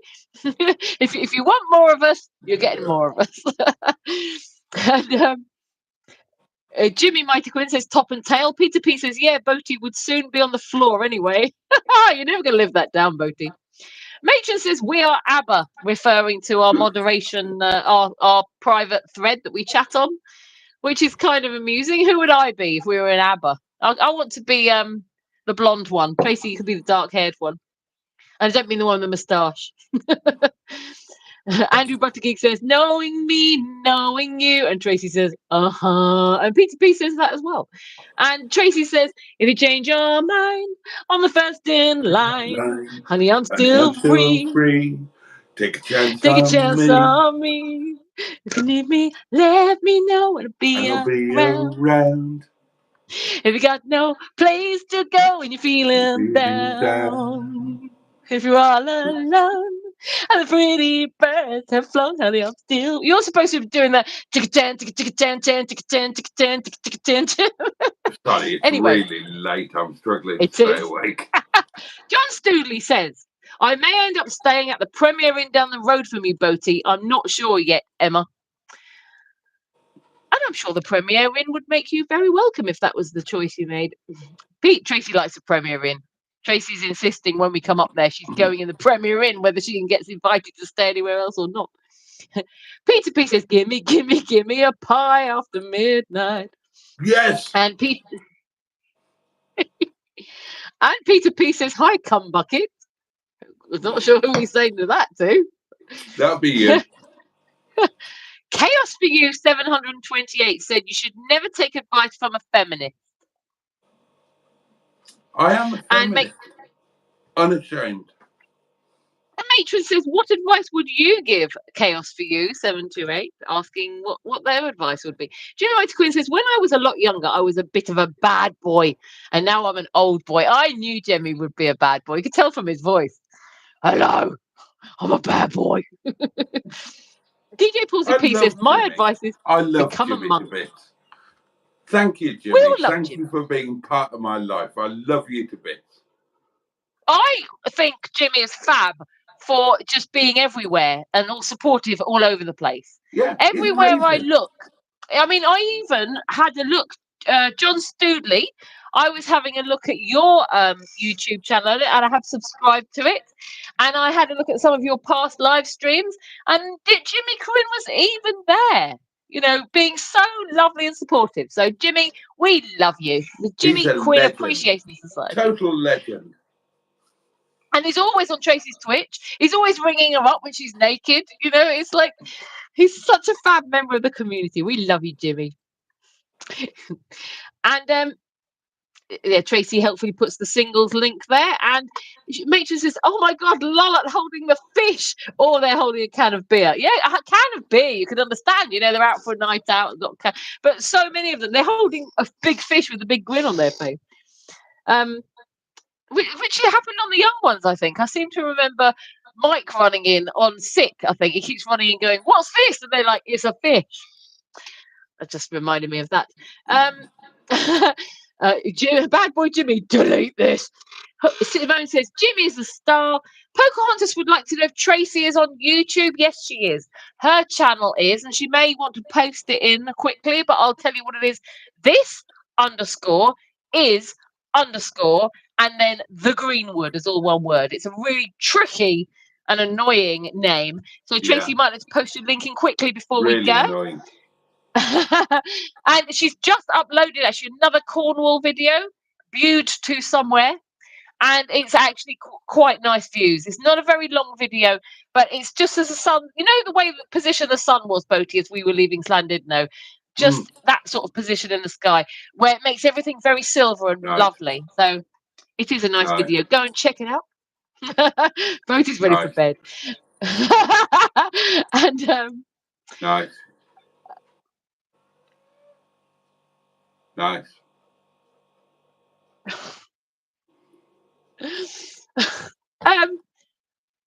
Peter P says, Grandad, we love you, Jimmy. And Andrew Butsky says, Jimmy.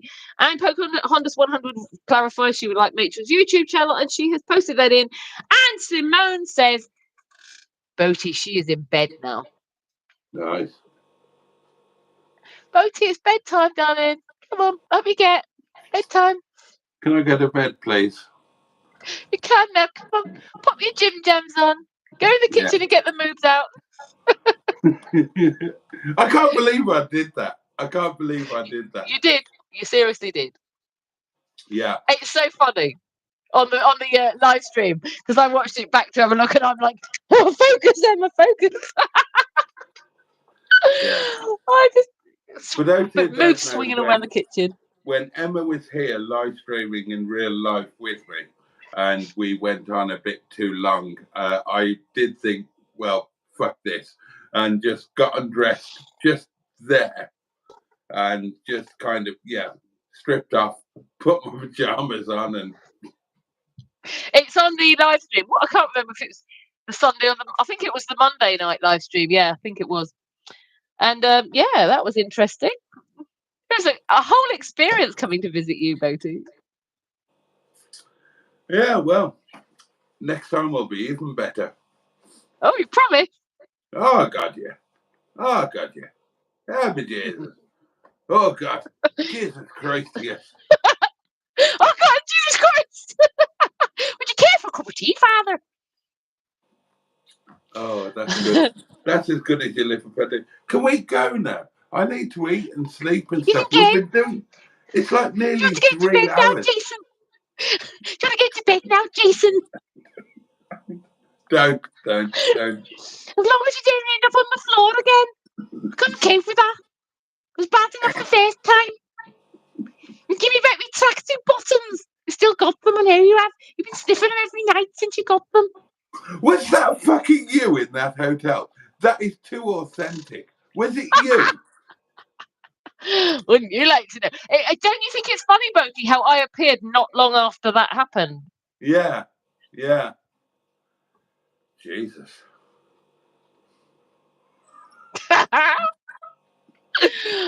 Oh, you never know. I've just put it on the accent. I love the cornflakes the next morning now. I was looking at you having the cornflakes and thinking, God, did I really, really get a lot of that last night? I'm getting my curry on. I can't be doing with this.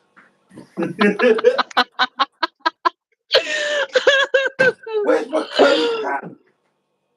Oh, God. Get your curry on, Jason. Come on, get your pan out. Start cooking.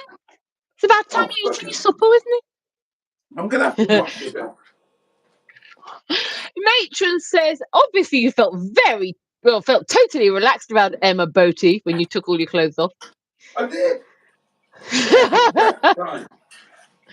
We did. It was honestly, it was really strange because I expected it to feel weirder than it did because I didn't know Boaty. I just was some mad bint off the internet who decided to go stay at his house for 2 nights. But I felt like I'd known him for such a long time. I felt like we were old friends. It was great, and we were chatting away in the car, weren't we? Like we'd known each other for years. It was fab. Yeah, I loved it. Totally. And we're going to definitely do it again and again and again and again because I'm like that. Oh, God, yeah. I'm moving with you tomorrow. Oh. If I'm ever homeless, I know where I can go. I'm just Can't pay the washing rent. my curry pan here. You do that. You'll Matron forgive says, me. fucking freezing out here. Pocahontas is laughing at me, and Simone says, that's a brilliant accent. Thanks, Simone. I'm glad to like It is brilliant. It's genius.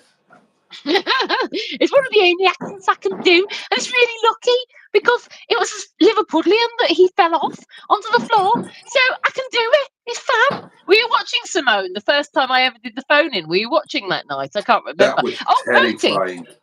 That was terrifying. I didn't know where to go with that.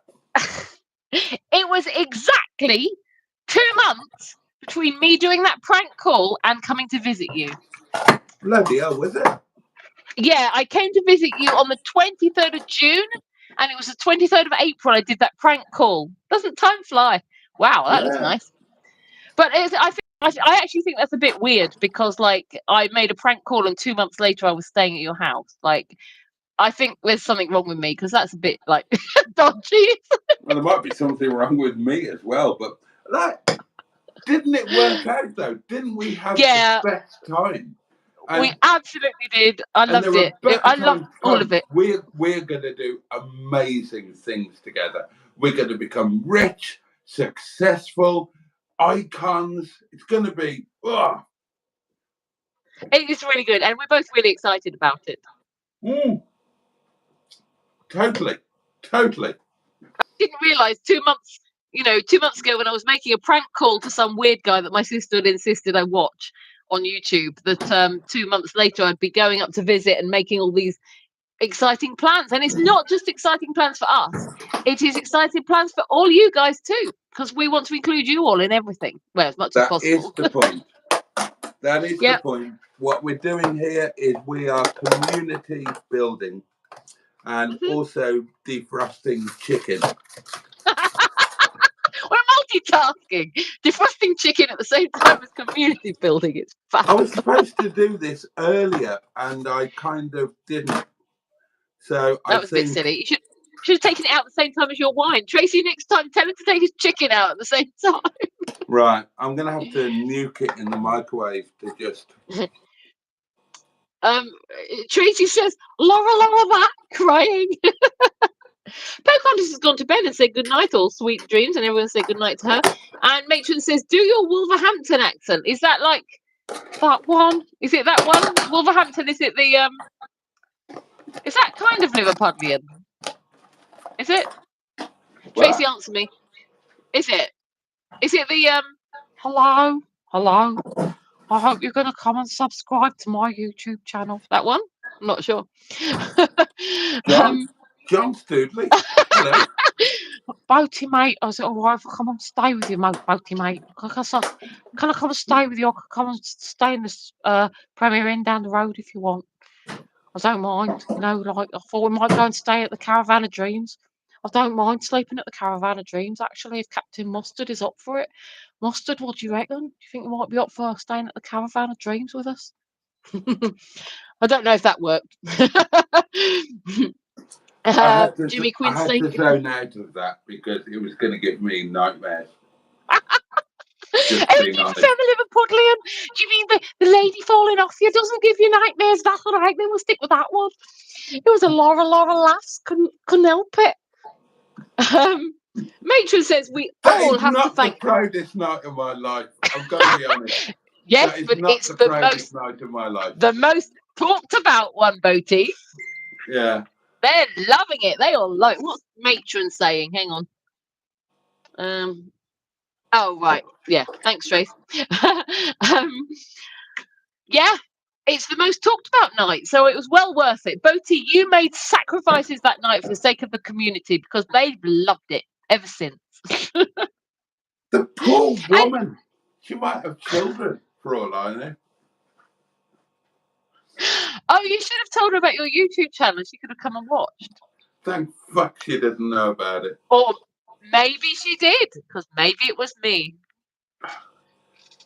I genuinely think it might have been. No, because you said you saw her at breakfast the next day and you were embarrassed and horrified. So I would hate to think that anybody would see me at breakfast the next day and be embarrassed and horrified. Yeah, good point. You've got better eating manners. So it wasn't Oh, you. thanks. I was just about to say, how do you know? I forgot you've seen me eating. Oh. Matron says we all have to thank Astro Steve. He was the one who dragged Boaty and myself into these live streams back in literally 2 years ago, and here we are now. And Andrew Buttergeek says Boaty took a fall for the team. And Matron says Boaty bonked the Liverpudlian for the sake of the community. He really did. Nobody knew about it. Nobody knew about it until I told Neil about 3 months afterwards. And then he told everybody. I need to make sure I don't ever tell Neil any of my secrets. Boaty, I'm very impressed, actually. I thought I was taking a risk telling you a lot of my secrets, and you haven't let any of them go on a live stream. Oh, well done. Not. Good boy. Thanks. Try not to. Nobody knew. That was just an ad hoc stay at a Travelodge in Rhyl. It was just a thing. And nobody had any idea until 2 or 3 months afterwards. Yeah. And then you told Neil, and now everybody knows. Yeah. And now it is legend. I'll be bedded as the man who fell off a random Liverpudlian in tracksuit bottoms. God. And it was pocket season. That's the worst thing. A Liverpool accent and tracksuit bottoms. Fucking hell. I podgered somebody who had a worldwide #1 hit record, and nobody's going to remember that. Everybody's just going to remember that I slid off in a £34 Travelodge hotel room. A Liverpudlian woman who was wearing tracksuit bottoms was pissed as a rat, and then turned up for breakfast the next morning and used her spoon like that, which is like the worst thing ever. I mean, that's unforgivable. At least everybody got to find out about the side shuffle and ram. Yeah, God. Can we it's go an interesting to bed technique. Can we go You're to bed, welcome to go please? to bed. Oh, yes, please. You're 2 weeks too late for that, Boaty. Oh, God. Oh, come on, that's right. It's 1 o'clock. That's 3 hours. That's got to Right. be enough. Yeah, Cuddy so in bed, Andrew Butter Geek surely. says, community service. Jimmy Mighty Quinn says, Boaty told me, Emma. Oh, gosh. And Machen says, 'tis a fable of Boaty law. And that is the end of the comments. And we are going to get into our beds. Well, Boaty's going to eat something first, I believe. And I we am. are going to sleep peacefully. And yes, 3 hours you've had us tonight. Aren't you lucky? Don't forget to come back on Thursday. Well, don't forget to come back tomorrow night, but don't forget to come back on Thursday for the mad one. We're going to try the mad one on a Thursday. But yes, come back tomorrow night at what day are we? 11 o'clock. 11 o'clock for Boaty all on his lonesome. But I'm sure it'll be just as exciting. And I find it very exciting to sit in bed and watch Boaty on his lonesome Yeah, in the now evening. we know why, don't we? I can't help it. You shouldn't be so stunningly gorgeous, Boaty. Oh, man. God almighty. It's all your fault. I couldn't Blame yourself. help it. It's all your fault. You've already won me over. In spite of me. In spite of me. Don't be alarmed alarmed if I fall. Head Head over over feet. feet. And And don't be surprised if I love you for everything for all you that are. you are. I couldn't help it. It's all your fault. We listened to that in the car. I have footage of it. We did. It was amazing. God, that was It the was. best day ever. That was, It was. amazing. That was amazing. It was perfect from beginning to end. Bacon sandwich, live stream. I think we ate curry at the end of the night. That's We did, yeah. We got that. hazy. It's on the live stream. We ate it on the live stream, Boaty, if you don't remember. Oh, fuck, did we?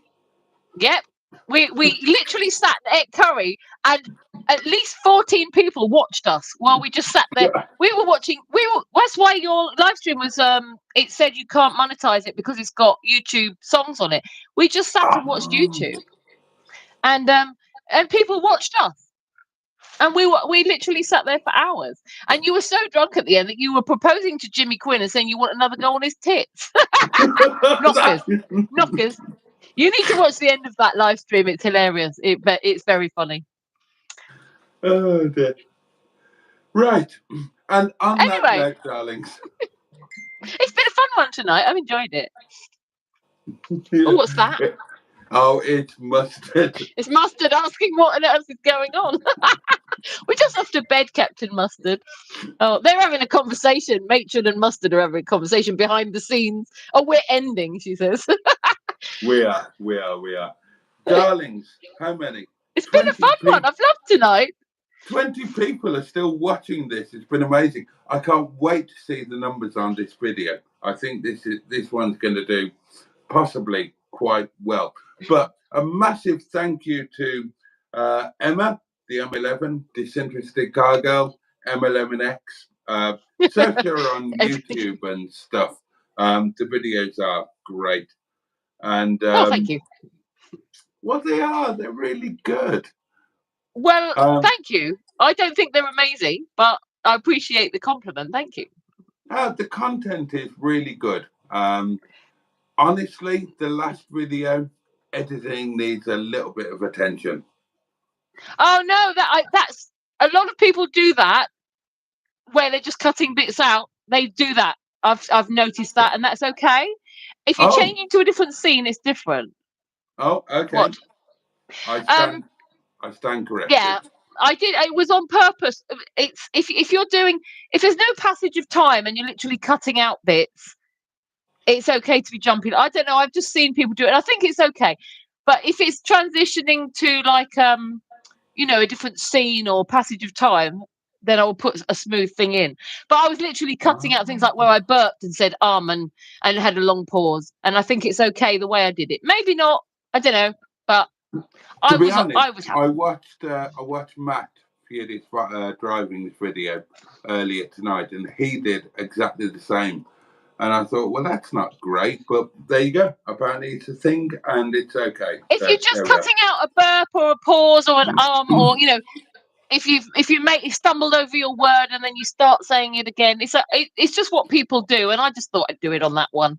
Okay. But yeah, while we're Anyway, thanking I've had people, enough of all this. I'm gonna eat and go to sleep. I was Goodbye. just going to thank thank the people who called in or arranged for the call-ins tonight, because they were very funny. Thank you for that. I just wanted to add that in while you're saying your thank yous. Thank you to Boaty as well for staying up later than he planned and putting his curry on hold for the sake of all you guys. And you can carry on with your thank yous and good nights now, Boaty. No, that's it. I'm off. I've had it. I'm finished. You don't fancy proposing to Jimmy Quinn and asking for a go on his knockers tonight, then? No, I didn't. Did I? You did. Oh, fucking hell. He didn't accept. Don't worry. Oh well, that's a relief. He didn't video call you for a look at your moves. I've seen Boaty's moves, everybody. How many of the community can say they've seen your moves? Well, none of them. Oh, I'm lucky. I'm privileged. John Stoodley, if you go and stay with Boaty, you get to see his moves. It's one of the perks. Oh, Bernard, if Bernard counts. Oh, and Boo watches these as well. But does Bernard watch these? Yeah. Oh, right. Hi, Bernard. Hi, Boo. And Boo, yeah. Hi. The legends. You've said a few things on these live streams, though. Like, would they be okay with the things you sometimes say? I've got no idea. I try not to worry about it. Well, hi, ladies. I've heard a lot about the pair of you. God. And if the Liverpool lasses are watching, hello, welcome. I've heard a lot about you too. Don't you worry. Keep it secret. We've had a lot of laughs. Oh, no, I can't do Liverpudlian. I can't do Liverpudlian, as was proven because I fell off them. And on that note, darlings, I am going to get something to eat and I'm going to fall very unconscious indeed. But I need to thank each and every one of you for watching this. And yeah, Emma and I will be back on Thursday night at 11 o'clock. In it. Yeah, 11 o'clock at 1 o'clock. So don't miss it. You'd be mad too. Can I go now? You can go and join Boaty here, as I said, tomorrow night at 11 o'clock. Yeah, it won't be as good, but I will be here. And don't forget to go and subscribe to Singles, please. We will really appreciate it. And Disinterested Car Girl and Matron. Yeah, those two things. Well, there were three there, but definitely Singles, because, Boaty and I have plans. We do. We've got plans. And my next plan is to eat and be very unconscious indeed. So, on that note, good night to you all. Have a safe and peaceful night. Have an amazing day ahead. And above all, take great care of yourselves. Thank you so much for watching. And tune in next time. And on that note, it's goodbye from me. And it's good night from me and him. Yeah, something like that. And Pachoo. It's late. Pachoo and indeed. Bosh. In it. Bye, guys.